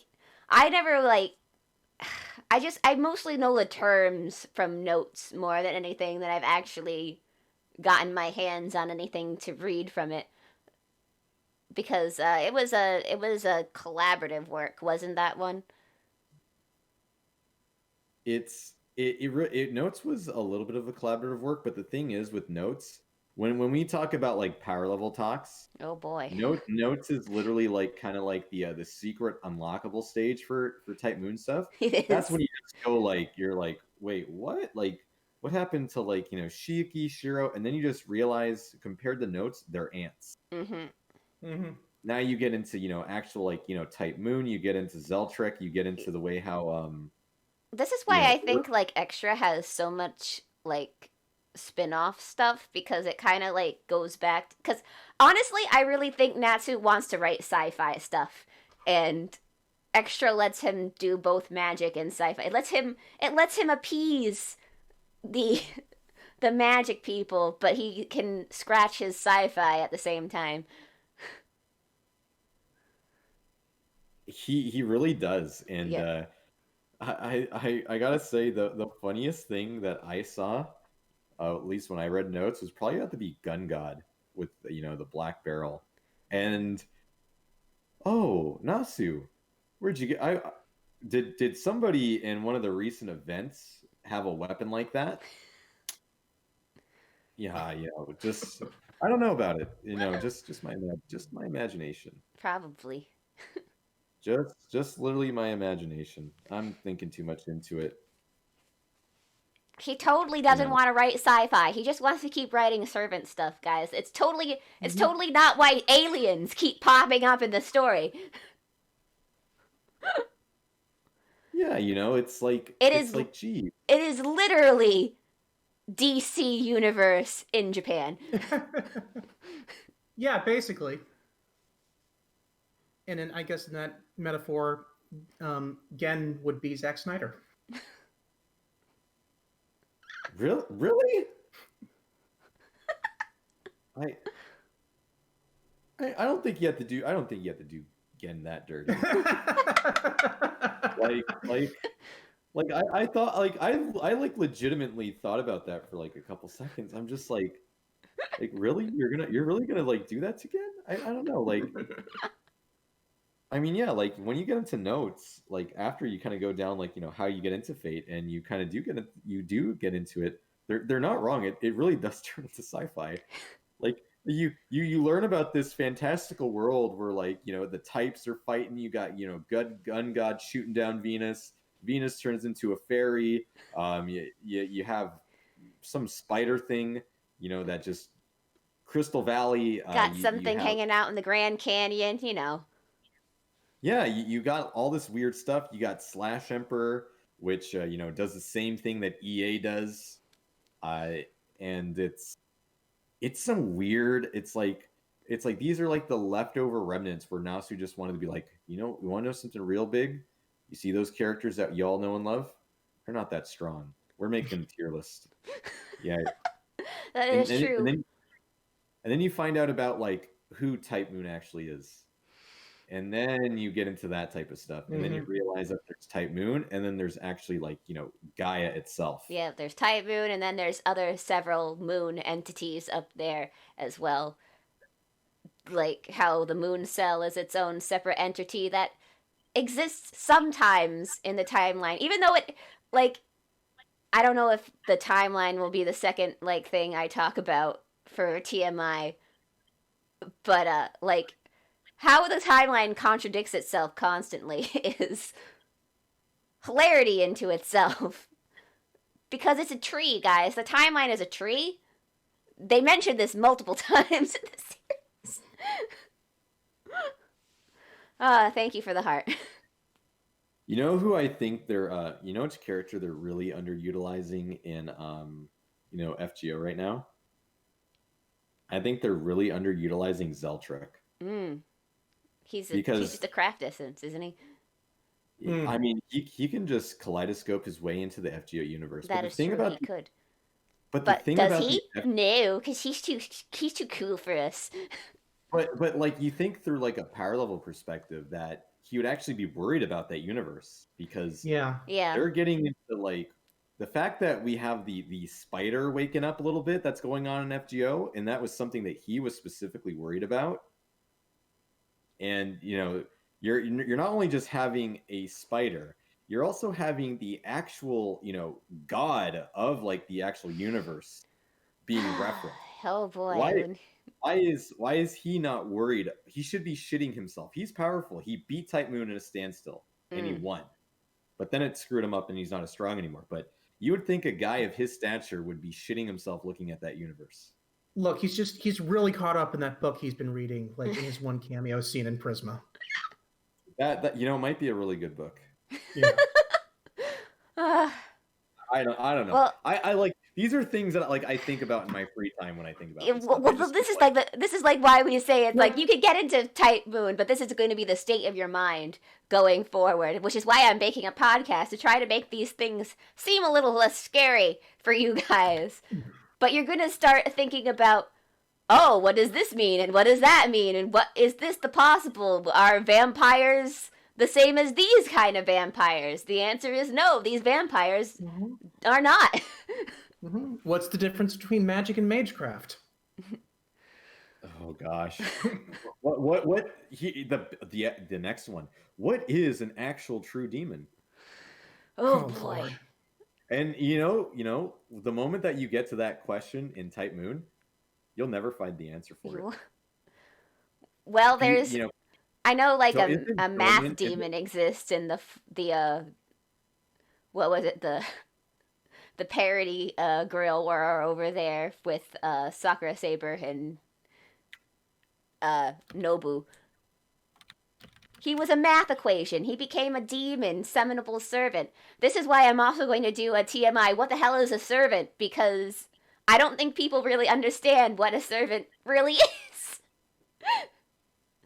It's not a person in history. That's not the answer. Everybody who makes their OCs with, oh, here's an accurate version of what this person should look like because of historical context. And I'm like, that is not what a servant is. But okay. It's surprise, King Arthur was not a real person. Yeah, no. It's you start thinking about these answers, and though I do think we actually do have an answer for like what an actual like true demon in Type Moon is, and I think Ashia Domon is. I think it's hinted in that FGO event. It might be. But the thing what everybody is going to be driven nuts about when you start getting into the types and like the top strongest, like, you know, true ancestors or whatever, we still don't even know what Altroge Brunstead looks like. Yeah, you get into that, and then you figure out. So here's another question: Arc exists in the FGO universe. She exists. She has to exist. She's an extension of, you know, Type Moon. She's also, you know, Type Earth. That's her role. According to like basic timeline shenanigans, from what we understand, like she was like around, I don't remember if she was definitely born before Jesus, right? From what we can gather, or am I thinking late? I think, you know, I think Arc was. I don't think Arc was kind of. I'm not sure if she was the age of the gods. I know she was around. She was definitely what we can guarantee is she was around the 3rd century, but we don't know how old she is, so we can't say for sure. Yeah, and that's a problem. But like, when you start getting into these continuity errors, because Altruge is supposed to own primate murder, and in FGO you're accompanied by this little thing. And for some reason, Merlin had this little thing in Avalon. I don't know how like this little fluffy little thing escaped the Millennium Castle up on the moon, but somehow made its way to Avalon, and you know, then got sent to visit you over in FGO. And now we're best friends. Yeah, now you're best friends. And I think about that sometimes, like when I see Foe pop on screen, I just go like, continuity errors. How did you leave the Millennium Castle up on the moon and get your ass all the way down the Avalon? And why are you here? You shouldn't be here. Why are you friends with humans? Explain. It's okay, guys. Primate murder, you know, one of the beasts of humanity / true ancestors, is not going to attack anybody because it was the friends we met along the way in the wonderful journey to find our hearts. And we found the One Piece, guys. We did it. Hey, Grand Order's not over yet. Maybe Foe's playing the long game. That is true. Oh my god, that would be so fantastic, because primate murderers specializes in killing humans. Yes. I just want to. I've been waiting for the Beast of the Revelation to pop out. I've been waiting for, you know, Foe to go ape shit, and, you know, obviously I think Ort's going to be part of the final boss battle, but, you know, that's to digress. You know, these are the type of theory crafting shit that you're going to get into when you get into this theory. At least, you know, I do. Yeah. I think about these in very quiet, alone times. Yeah. Bad stuff. This is why we made this podcast. Like, it's very easy to get overwhelmed, like, for a new person to come in. Like, I imagine, like, if there's anyone in the chat right now listening who has never done anything with, like, Type Moon before, they're probably thinking, what the fuck is a primate murder? It's what it literally says. It's a primate murder. Yeah. It murders primates. Luckily, I'm a dog. Anyway.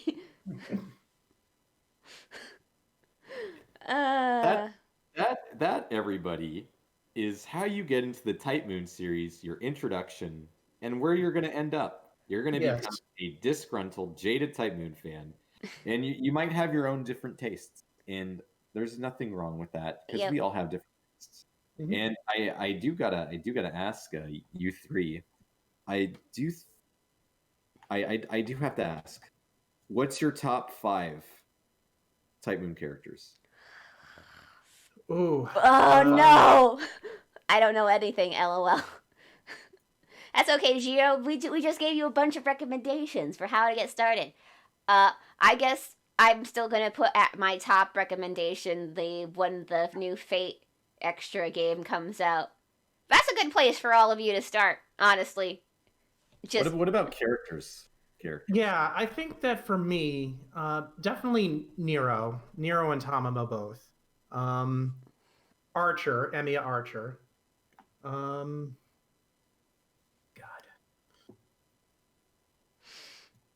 I don't know.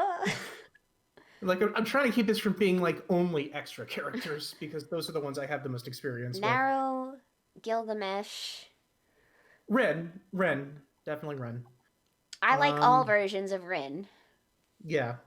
Because there is some nuances to Rin depending on which universe you're in. Ren and Fate Extra is not the Ren from Stay Night.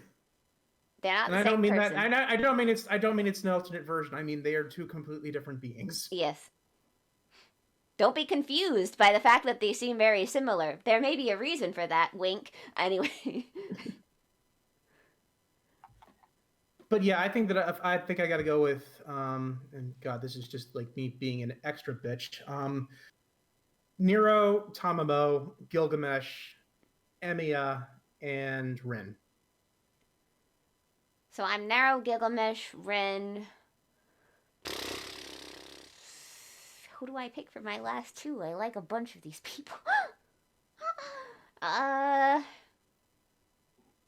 have come to love Emiya Archer a lot more recently, so he's probably my number 4. And my 5th one, who do I really like?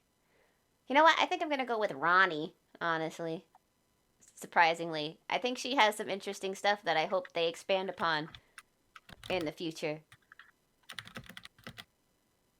But that's just me being like, I think this character has a lot of potential and we can build on this sort of thing more than absolute favorite because really I'm just a Narrow and Gilgamesh bitch. So What about you, Prince? All right, number 1, Gil. Number 2, Emiya Archer. Number 3, Arc. Number 4, Narrow. Number 5, I'm going to probably have to say, probably Kirei. I had a feeling that it would be in one of your answers. So here's the thing, like I absolutely love Arc's design. Like I think she's got one of the best designs in Fate, or not Fate, in Type Moon, but I just don't know that much about her. Like if I knew more about her, she probably would be like at least in my top 10. The thing is, like, she was the first route I played. She was my first route I played. It's her first waifu. Yeah, she almost kind of is. She's like really like my first like VN like waifu. Aww. And I played as her, for the first time, or like I went down her route, and I just I was in middle school. I fell in love, and I was just like, she's so pretty. She's got blonde hair, red eyes. She's a vampire. Oh my gosh. This is so wonderful. I'm romancing her. This is so great. Then you learn for pain. Mom, I have a girlfriend. and then you get to the sex scenes. It's the complete package. No, it's just like, grabbing my collar going, oh my goodness gracious. And then I would like look at my room door and be like, oh, please don't walk in. Please don't walk in. Please don't walk in. I'm just reading a book. I'm reading a book. Don't walk in, Mom, please. And I then got to her routes, like her endings. Uh-oh. I'm not gonna spoil this. I was depressed. Just know that's all you have to know, guys. They depressed the shit out of you. Arc's endings. Oof. I was only able to read the cliff notes, and even I knew, I'm like, oof. People who actually read through this must be depressed. It legitimately, like, I'm not gonna lie, like when I finished Tsukihime and I read Arswood's route, I was devastated. I was just like, but Why? How could this happen? I loved you. It's because you loved her that she had to go. And then that anime got released. Let's butcher everything. Butcher. Oh, I The dropped only my good ring. thing- the only good thing that JC staff did, I'm not even gonna say its name, is they had a decent soundtrack. And I actually I'd be on like online communities and stuff, and I found out when we talked about like best girl on Tsukihime forums, it always would be me and a Seal fan. Oh oh no. no. Every time I'd be like cracking my knuckles. I'm like, come on, I got my signature ready. I Let's got my go! image there. Let's go. Do you know why Seal's so much better? Burial agency. She's not overpowered. She really loves. What are you talking about? Seal technically can't. Okay, I'm not gonna spoil like what her powers are about. Not overpowered. Oh. You're gonna like when you go through the Type Moon rabbit hole and you go down to Tsukihime, you're gonna realize how overpowered characters can actually be. Yeah. And at least with Fate, there's some balancing. But then the problem with like when you see the animes, it doesn't give the servants justice because they're that damn powerful. Mm-hmm. Like Shiro says in lines, I feel like my bones are breaking just at the sheer weight of this blow. I don't think I can keep up with this anymore. And then like he miraculously beats Gilgamesh, which as a Gilgamesh fan, I am still a little bit salty about that. But then you have to understand that Plot armor. I mean, what? Plot armor, but also every route is canon. Mm-hmm. So even that is one out of the many possibilities. So just know that even Shiro dying to Gilgamesh is canon, and Gilgamesh getting his way and wiping us all out is canon. Surprise! And whether you feel it's a cop out or not, like they do, like there is like the explanation of like it's almost like an insult to Gilgamesh to even consider like putting his all into fighting Shiro. Mm-hmm. He's a normal human. I do think that makes like Gilgamesh a more interesting character because of that. Yes. Gilgamesh, deep down, we know you're a decent guy.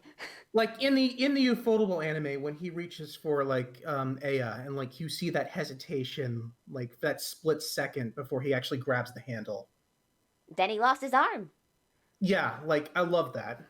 Like you can tell he's really, really like he's like actually a little bit emotionally hurt about kind of using. Yeah, it's like I'm gonna be more pissed off at myself than I am at this kid that I have to do this. And like it really just stems down to his lore. Like Aya is not even an Earth weapon. No, it's legitimately Space. Alien technology. I told you guys, it's all gonna come back to space. It comes. It's all full circle here, everybody. It's all full circle. It's all for and I feel like that guy from that one meme, Aliens. Yep. Ancient aliens. That's it. That's the entire Nasu person. That is true. That's a picture of Nasu. Yes. Aliens. That's literally it. It's aliens. Mm-hmm. There's nothing more to it. That's it. It's just damn aliens. But and when you get into the series, not only are you going to see stuff like that, but then you see all this circle jerking around Saber. So originally, prototype Arthur is canonically supposed to be stronger than Arthuria because he has seals on his Excalibur. Yes. But then Takeuchi No. Takeuchi, because of the Extella series and because of Safar, rewrote Arthuria to be humanity's savior and to be summoned up and can use Excalibur at full power to obliterate anything that attacks Earth. Yes. Like this is something that people are like, no, that didn't happen, and I'm like, no, read Extella. Arthuria was summoned in the ancient past to take care of when the aliens came, and I'm like, I remember reading this, and I'm like, I'm not crazy. I can't. You're not crazy, and really, the responsibility of that should have been Arc. Yeah. It should have been Type Earth fighting against Safar, and I felt like I was going nuts. I'm just like, I was like telling myself, whose idea was it to make Saber like have like a full powered Excaliblast with like no limiters? And then I thought about it. It's Takechi. Oh, okay. Takeuchi. It's like, it's that son of a bitch again. That's what's gonna happen. You're gonna be like, that son of a bitch. Your Saber circle jerking has gone long enough. I want to see, Arthur shine a little bit. The fact about how Natsu is so easily influenced by people is actually hilarious. It's like Archer can't make Excalibur, the Fate Extra CCC cry, but we already modded it. And I'm like, well, I guess since we're on the moon. He rewrote the lore because, like, the model makers for Fate Extra CCC, they were fucking horny little bitches. They went to town modeling and everything because Natsu was like, oh, we could use a bathing suit version of Gilgamesh to do, like, this naked scene. And they're like, nah, we were prepared. We got this naked model ready with Gilgamesh. It's like, we're going to do our damnedest to make this the first, like, Fate video game that has, like, an M rating. They did. Hey, they did a good job. AUO cast off. Yeah. Yeah. No. I mean, Oh, you can't say it's not an iconic scene. I'll never forget it for the rest of my life. It'll be one of the last things I see before I die. I think that's the same. I think the same thing goes for Elizabeth. Oh, Elizabeth. She's a whole nother can of worms. Yes. Yeah, she is. She's so much different the way how she was depicted in an extra versus the way how she is now. She actually was like a like you felt for her in extra, but she also was kind of a bit of a demon, like that matched her like practical personality. Yeah, that's why I'm like, see guys, in Fate Grand Order, you're getting Liz after It's just the plot it's just development. the idol It's like just her wannabe idol aspect that's in Fate Grand Order. Yeah. It's Liz Love, everybody. Mm-hmm. It's Liz Love. Liz Love, yep. No, like there must be someone in the production team who absolutely loves Liz because she keeps showing up like in these different chapters. Well, don't Astolfo and Liz share the same voice actor? They do. Yeah. It's a Rumi. Which, by the way, Takabo or something like that. Takabo. If you like that voice actress, you need to watch Talentless Nana because she plays the lead and it's good. By the way, the person who voice acts both Liz and Astolfo, Rumi, she tends to play a lot of pink-haired characters. You'll kind of see this as a trend. Mm-hmm. So she is typecasted for sure. Honestly, I feel like they casted her as Astolfo just so that she would get into an anime, to be honest.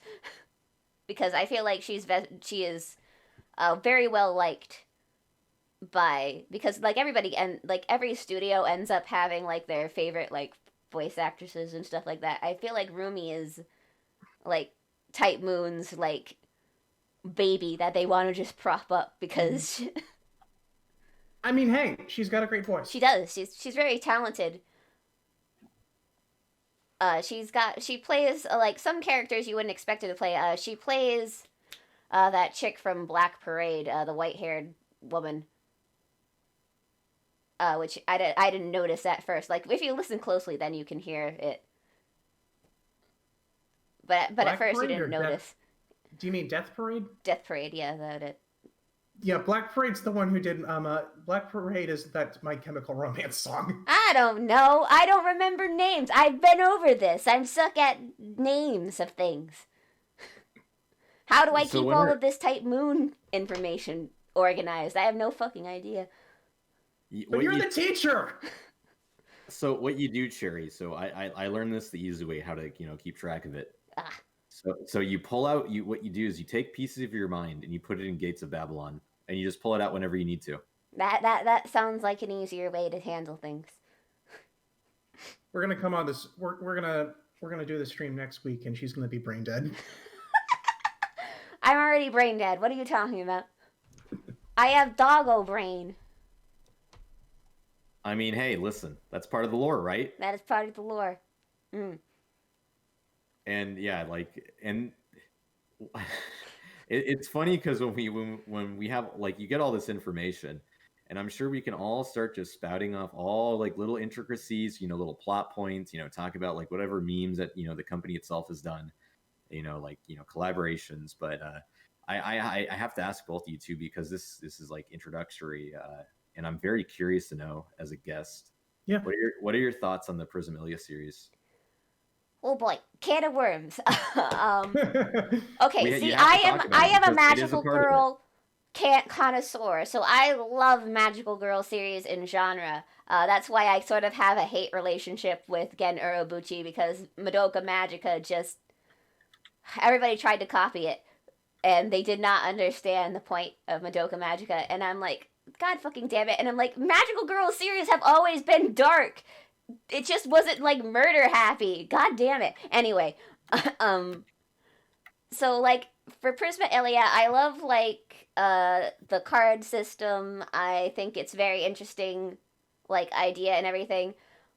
I don't like the anime because at least in the manga I can skip over some squicky parts. But I do like. I need to catch up with it. It's been a while since I read it because it was like right after Shiro showed up and like wrecked everything that I stopped reading for a while because I was tired of waiting for the updates to the manga. But like I think we have a good version of Shiro in the thing. I like Miyu's character, lover.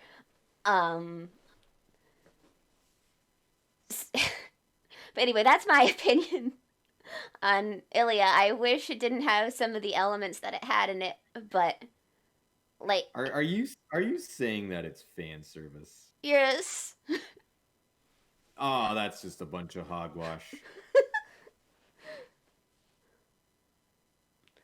Like I mean, it could be worse personally. Like I don't know, maybe I'm just blind to fan service these days, but honestly, I don't think like the most of the manga is that bad.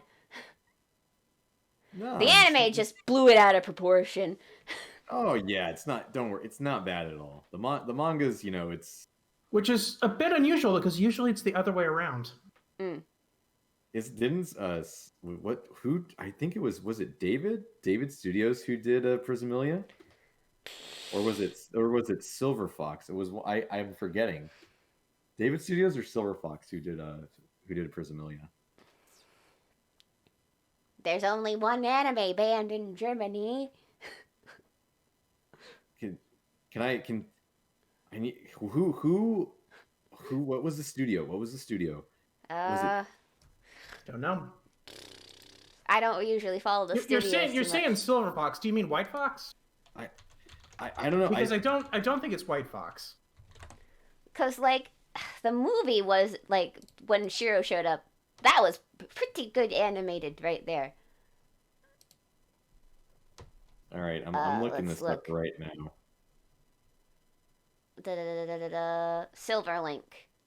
Silverlink, yes. Okay. Silverlink did it, and it makes sense because they did the Baka Test series, and they also did Watamote.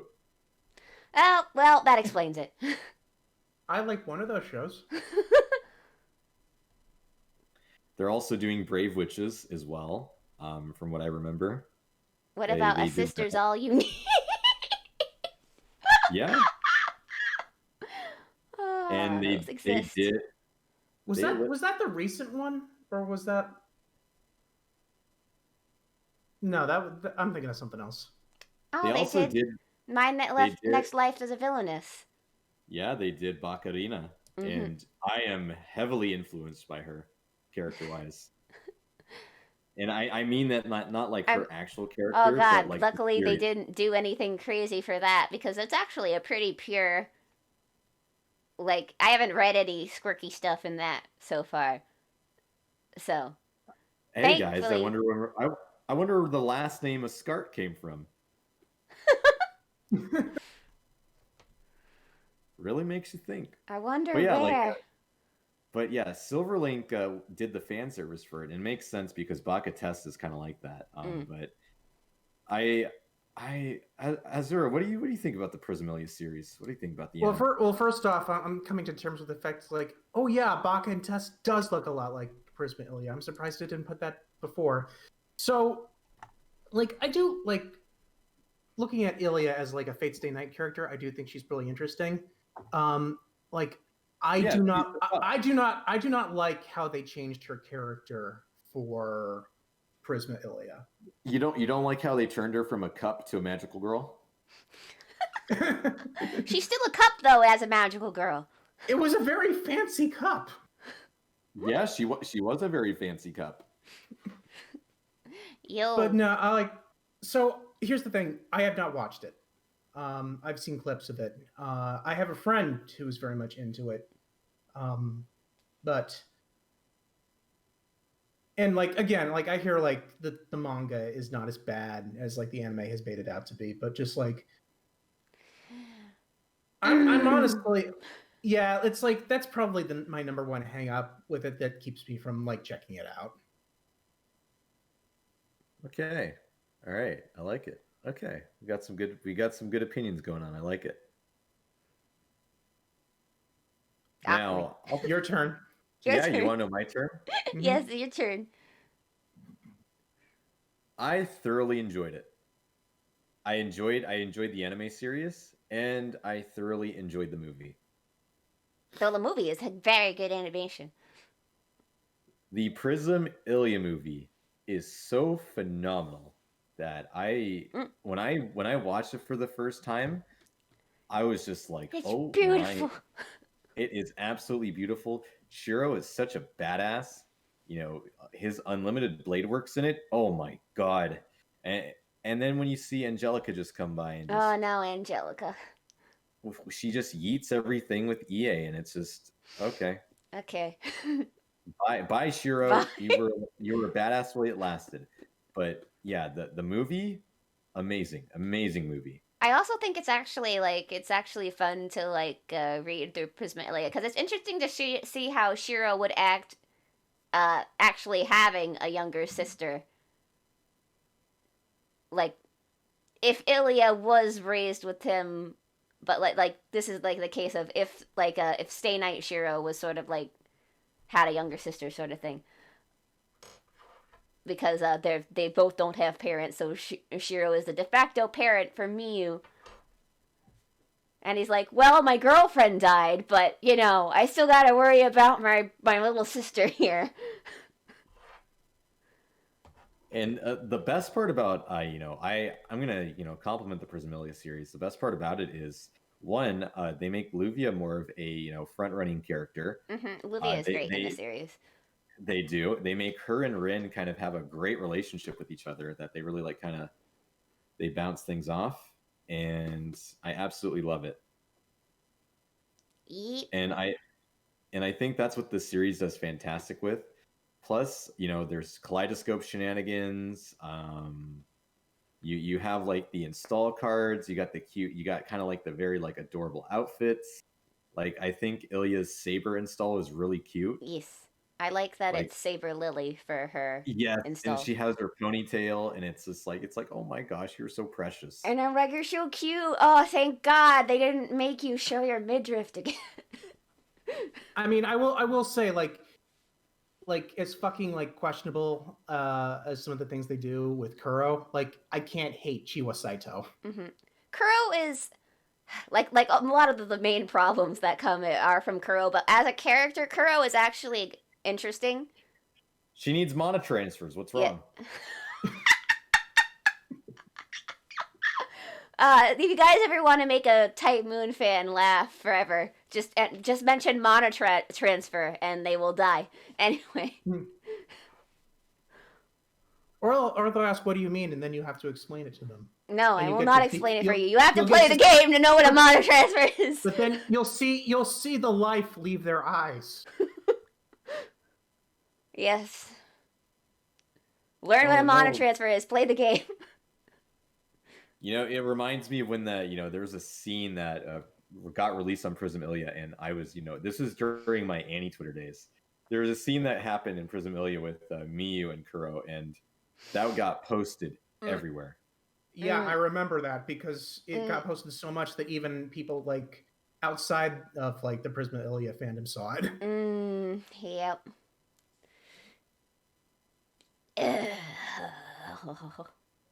You know what? I finished that series with a smile on my face. Because then we got to see the cute little Mount Maho shoujo music, and we got to see her versus Gilgamesh. I don't have Nightbot. I turned it off because it was causing problems. When I get mods, I don't have a Discord. Discords seem like a lot of work. Oh my gosh, are they ever? People tell me, like, get a Discord. I'm like, hell no. I ain't getting none of that. I use this for collabs only, guys. This is for collabs and podcasts. Yeah. It's I'll tell you what, we'll do the Discord, but you have to moderate it. Yeah, you have to do it. Ask for it.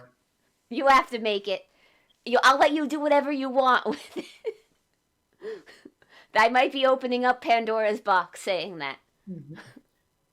Oh, hey, another character reference in the Prismalia series. Oh boy, yes it is. Yes it is.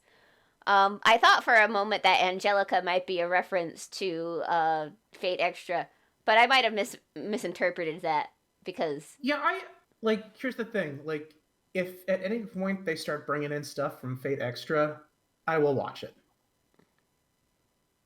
Because, it was a square, and her name is Angelica, and the moon cell is the Angelica kid. You know what? I was reaching. What do I... Yeah, I heard... Yeah, you told me about that, and, I believed it for the longest time, and it's it turned out to be nothing. It wasn't nothing. I reached. I was hoping that they were going to pull from other timelines. Yep. You think they're intelligible enough to do something like that? No. Oh, please. we only have the top quality stuff here. I also do like in the Prismalia series how they gave Lazerit and Sella more character. Yeah. Because you just see them oh, they're just homunculuses. Oh, hey, they got chopped in half. Oh, hey, they died. Yep. Oh. That's what Prismalia is good for. It took a bunch of minor characters and wrote it. They wrote more for Bizette too. I haven't read into the other series where Karen is from, but Bizette being a badass in Ilia is also really cool. If you had to watch anything from Fate Ilia, watch her big showdown with the mansion, because that was actually pretty cool. Yeah, that was pretty damn good. Yeah. But then she becomes our friend, and it's good. What about waiting for the Hollow Atraxia kind of translation? I was part of that crew. It's out, isn't it? It was out, but when Hollow Atraxia was first on the translation chopping block, and I couldn't tell you how long I waited for that. It was years. As long as I waited for the Sakura Wars game to be translated to English, it just came out last year.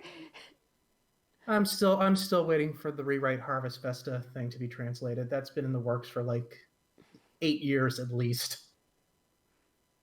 That really is a little bit sad, a little bit sad, a little bit disappointing, but that's okay. Mm-hmm. We all wait for good things, and yeah. I can't drink. You all spammed your drink thing forever ago, and I ran out of water. Gonna have to start breaking out the booze. I guess so. All right, we're breaking out the booze. Now we're going to talk about our most unfortunate things that we like about the Type Moon fan base, everybody. This is now how we're going to go. All right, first things first. I at one point I like Takeuchi's art, and I'm very shameful about it. And now it's just I have a love-hate relationship. I feel like sometimes I'm tsundere about it. What is Type Moon? Type Moon is an alien. That's all you need to know right now. I swear. Type Moon just hit different. Mm-hmm. That's all it does. Time to talk about fears and regrets. I think I like the women of Type Moon way too much. Probably. I am too in love with Nero. I am probably going, if I have a chance to buy her what was it? They were making another Nendoroid, her racer outfit, I believe. If I'm able to get my hands on that, I probably will. Even though I had 2 of her so far. What I about just like. what about figure collections? What's the introduction to that? Well, I was at an anime convention one day, and then I saw Nero in Nendoroid, and I like the Nendoroids a lot better than like other figures, because I'm like, at least I can change the parts, and they're cheaper than a $100 figure. But of course, then my Figma expanding, then it just keeps expanding, of course. And then I'm like, well, now I have 4 figures for Fate Extra. Yeah, so like for me, like my love of Nero and Tamama kind of like waffles back and forth between like which Tamamo ones has are, like, striped the most- panties, guys, if you take off her skirt. True. So it's like, hey, I got my tax return money back. Hey, there's this Tamamo figure on Amazon for only $120. Like, What I do is, I sometimes when I get into that figure buying mood, I hop right on Mandarake. mhm. I search up Type Moon and I go, what goodies should I get today? And then I go on Yahoo Auctions and I go, what obscure shit can I get that can just put a smile on my face? And then 3 to 4 hours pass. I'm just like, holy shit. I could have been streaming right now. I could have been, doing something else. But here I am looking at ways how to take my money and burn it. Burn it! Burn it! And that's another thing that all of you have to be so careful about. You will burn your money on this series. Yes, please be careful when you enter Type Moon. Grand Order is not the only money sink. Yeah. It's very dangerous. It also doesn't help that like almost every single like home media release is like in the hundreds of dollars. In fact, fun fact for you guys, the first Nendoroid was actually Neko Arc. So, like, Type Moon kickstarted Nendoroids to top it off. What haven't they done, baby?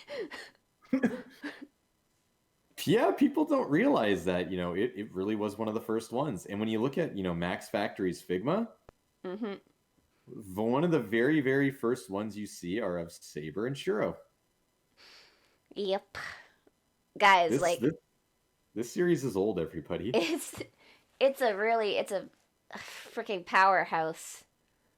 Honestly, it's like it will forever be stuck in 2004. That is a canon fact. My mind is stuck in 2004 when I think of Type Moon, the good old days, back when I didn't have to spend money on this. Back before you were Forever 17. That was back when I was pre-Forever 17. He was forever pre-17. But if you want to save money, it would be better not to get into it then. Yes. Are we say that? Are we say that about any fandom though? Yeah. Are we saying that you shouldn't get into it at all? No, because we. Yeah, no. Don't do it. Yeah. No, don't do it. Don't get into it. Stay away from it. Don't get into it. We gotta keep the fucking normies out. I don't know. Keep all the damn normies out. I don't know if you can tell about my VTuber outfit, but it's actually kind of based off of BB's, which is like corset, it's kind of like a corset. Do we call it that? Or Sabers, whoever you want to call it. I got this. I got like, the it definitely basic looks outfit. more like BB's. Yeah. I have her MP2 for her swimsuit version. I was so happy when I got her. I was so happy when I got her. Like I pretty much on NA, I pretty much save my quartz and stuff for summer events, because I'm like, well, time to roll it all away. And I got both Nero and BB last summer, and I was like, yes, max amount. I like it. I like it. Not Noble Phantasm, but their levels. I also save all of my XPs and stuff to a level up. Okay, yeah, but no, like, aesthetics aside, why is Swimsuit Nero so goddamn broken?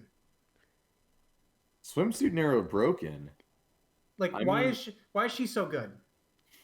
Well, one good aesthetical choice. I think Wada hit a pretty good job with that note with the art, but she's a pretty decent caster, at least for AOE standards. Yeah, I mean, like, she's like one of the best. Like, she's one of the best, isn't she? That's because, okay, in Or at like, the very least, she was back when I was playing. welcome to, we're going to get into backstory stuff. Nero actually is not suited to being a saber. She forced her way into saber class because she believed saber was best class. Probably caster, maybe ruler would actually be better typing What for it. about Rider, Rider? definitely, she would be better suited for that class. That may be why she might be a pretty good caster. Because, you know, lore reasons there. Mm-hmm. And despite that, she's got 2 different saber versions. Yep, despite that, she's got 2 different sabermen. But there you go. She's Chaotic Bride, everybody. She's Chaotic Bride. Mm-hmm. People are still holding out hope that Rider Nero will show up at some point, though. Wasn't that just a rumor? I heard it was a rumor, but people want it. Well, she said that she doesn't want to be a rider class, and there's been so many speculation about it. But you know, I'm part of the camp that says, you know, if it happens, it happens. Yep. I'm not gonna hold my breath and be like, oh my gosh, I can't believe it. Maybe it'll happen in a lost belt, but you know, we'll see how it is. But I mean, if it does happen, it'll probably be like a holiday alt or something. a holiday alt. I think it would be. It definitely would be a holiday alt. Or it might, I don't know. People think it might be a Beast of Humanity. At Maybe. least one half of it. Yeah. She's implied in a material that the reason why she doesn't do that is because she'll become a monster. Mm-hmm. And they referenced that in her swimsuit servant version. I do believe there's still the Mother Harlot or something that people speculate could be her. But yeah, guys, Nero is very tame right now because she is holding herself back. It's probably has to do with, if you guys don't all know about Christianity and stuff all like that, but Nero was painted as the Antichrist for reasons. So I'm just saying that kind of bad publicity has to do something for your legend. Yeah. So it could happen in the future. We could see the negative side of Nero because servants are squishy like that. Mm-hmm. It'll be the true actual like Nero altar. Yeah. And you know, when that happens, I'm gonna take out my wallet. I'm gonna just say, hey, I'm just gonna fucking do this. Let's fucking go. Let's go, everybody. And as for like tier list for best caster, Nero's pretty good, but with the way how the meta has, it's you either use a quick servant or in the JP version, caster Arthuria. Oh yeah, she dropped and she broke everything. Like, I mean, wasn't it Merlin for a long time? It was Merlin. Merlin broke things, but the reason why Merlin isn't as used anymore is because of the break bars. Mm-hmm. But now, but you know what you do now? You just get double Castoria, you soup up your arts teams, and then you close your eyes and you press buttons. Like if I was telling you how broken of a servant she is, she makes Scotty look like a kitten. I think she even makes Merlin look like a kitten because she has an invulnerability that you can't pierce. She is so broken. She is so broken. She makes art servants that are like, you know, like bottom tier be so incredibly good that you're just like, holy shit. Musashi Berserker? You're okay back when you first got released, but now you can sweep teams and rip everything apart. Mm-hmm. And that's awesome. Well, in general, we're talking about the Fate franchise McVersion. Well, Fate Type Moon. we sort of this is what happens when you get Type Moon fans in a room, and we try to help you guys, but then we start talking about meta. It's honestly it's dangerous for Type Moon fans to converge like this. Yes. This is all fate. It always has been. Yes, it always has been. This is our fate. What can I say? Yep. You really this is what happens. Like, this is why we're telling you when you get to the introduction phase, you go here, and then you become a VTuber, or you become a friend of Cherry's. You're gonna find yourself on this podcast at Friday at around 8 p.m. around EST, and here you go. Mm-hmm. You start just gushing about your character, start gushing about fate, and that's what you got going on. Yep. I'd like to get more people in on this podcast at some point in view, because like I mostly like my main goal for this podcast is to kind of break up the Fate elitists on YouTube. Because like every time when you go to a YouTuber who talks about Fate and stuff, they're like, read the visual novel, man. or watch Fate Zero. It's the only one you need, guys.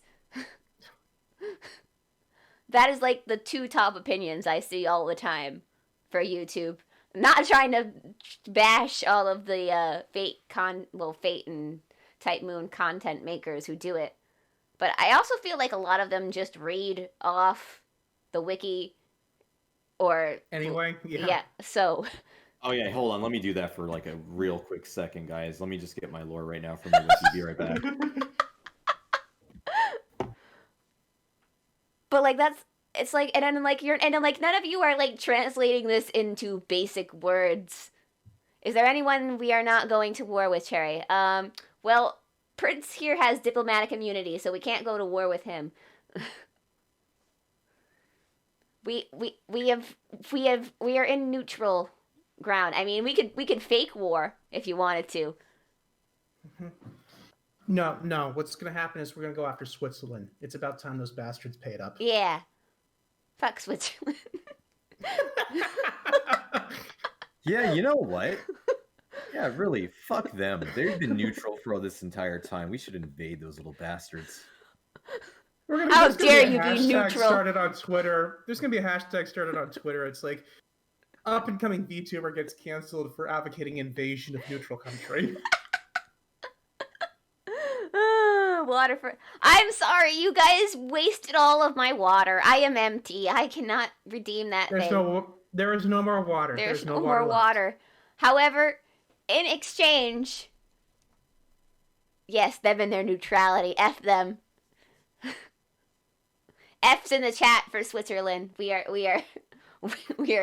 new... This is a declaration of war. Yes. Press F to declare war. Yes, press F to declare war on Switzerland, guys. Yeah, I'm fucking declaring war on Switzerland. This little bastard. Oh, I'm beginning to think that we have chatted for too long, and we should probably come to a close with the podcast soon. Yeah, things are getting a little silly. Yeah. Yeah, hey, listen, I'll give my closing thoughts right now, everybody. I'll kind of reiterate it with what we started. I'll just say this. When you go into the series, start off with FGO, then make your way out over to the anime series, and then eventually you're going to reach the end point. And I would suggest, if you really are passionate about the series, read the visual novels. If not, they will take you some time.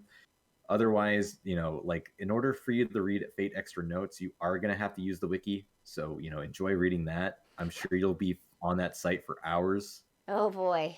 Do I spend a lot of time in that wiki? Whew. You'll kind of be like what Sherry just said. You'll be spending a lot of time. And then, like, at the end of it, like, come back to us, tell us how your journey went, and then I'm sure you're going to start hating Nasu and Takeuchi like we do. That's kind of like my closing thoughts. Yeah. And I'm like, again, like, my idea is, like, yeah, you can, like, everything comes down to time with the Fate Extra, Type Moon, everything. Because, like, even, yes, FGO, the gacha game, Like even FGO, you're going to massive time sink that at this point with how many stuff is out, even in English at this point, to like catch up, because you can't play recent events without going through the story, because the events are story locked. Anyway, so you're gonna time sync that. I would recommend the new when the new Fate Extra game comes out to play that. That's also going to be a good introduction point, and there'll be hopefully a less of a time sink into that. Then, yeah, I would definitely recommend animes, and then if you have time to go into the books, because books are like, I don't even read books much these days, because books will be the ultimate time sink. Like, you're gonna spend a long time reading a book. So especially if the book is not translated into English. But yeah, that is my 2 cents. What's your 2 cents, Azure? Yeah, I think that honestly, it really doesn't matter where you begin. I think that if you enjoy the characters, like, you'll just get sucked into it. Like, that's kind of how it was for me. And I mean, like, if you're worried about spoilers, I'm afraid that, like, if you want to go into this blind, you should have lived in Japan in 2004. You've missed the boat on that. Oh, that's true. But yeah. Oh my gosh, we went for 3 hours, sort of. Almost 3 hours. Whee. Good podcast. Good podcast. Yeah. Thank you all for joining us. I'll see you again next week, and I'll probably put a poll up on my Twitter, and we can see what you guys want to learn or talk about out of my things.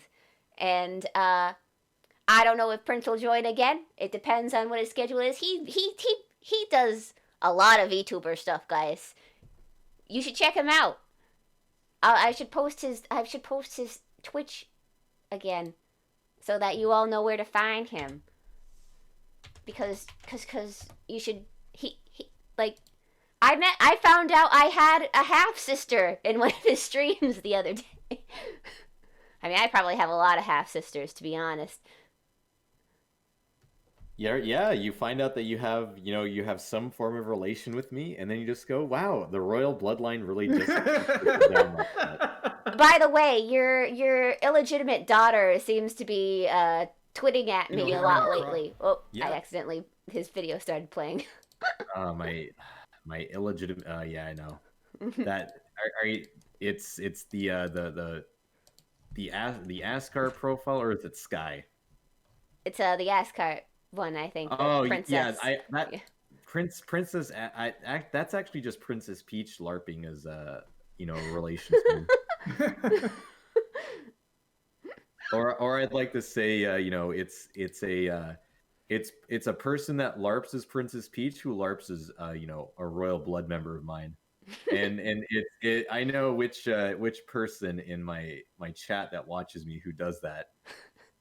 If you look at any of the comments, it might be somebody named Absolute Cheese. I think that's his account. Oh. Well, anyway, Azure will be back with me tomorrow night when we go back into G Gundam and Star Wars, because I am taking over the universe there. And I don't know what Prince is doing later. He said he might stream later. I don't know. I have a collab coming up on Raft where I'm just gonna poke a shark and then try to kill everybody on the raft for about like a good 3 hours. Tomorrow, I think I have a collab in the middle of the night at 11:30 for like another podcast that I'm gonna be like talking about VTuber stuff. Other than that, I think I'm just gonna do more weather reports. Woohoo! Well, there you go. I might actually stream the Twin Snakes. I might actually do that. Well, there you go, guys. That is the itinerary for all 3 of us in the future, so check us out. Or note, I don't control you. I don't control anyone. Yet. We have yet to enter a formal contract, so we'll look into that. But anyway, thank you all again. Have a good night. Yep, good night, everyone. Bye.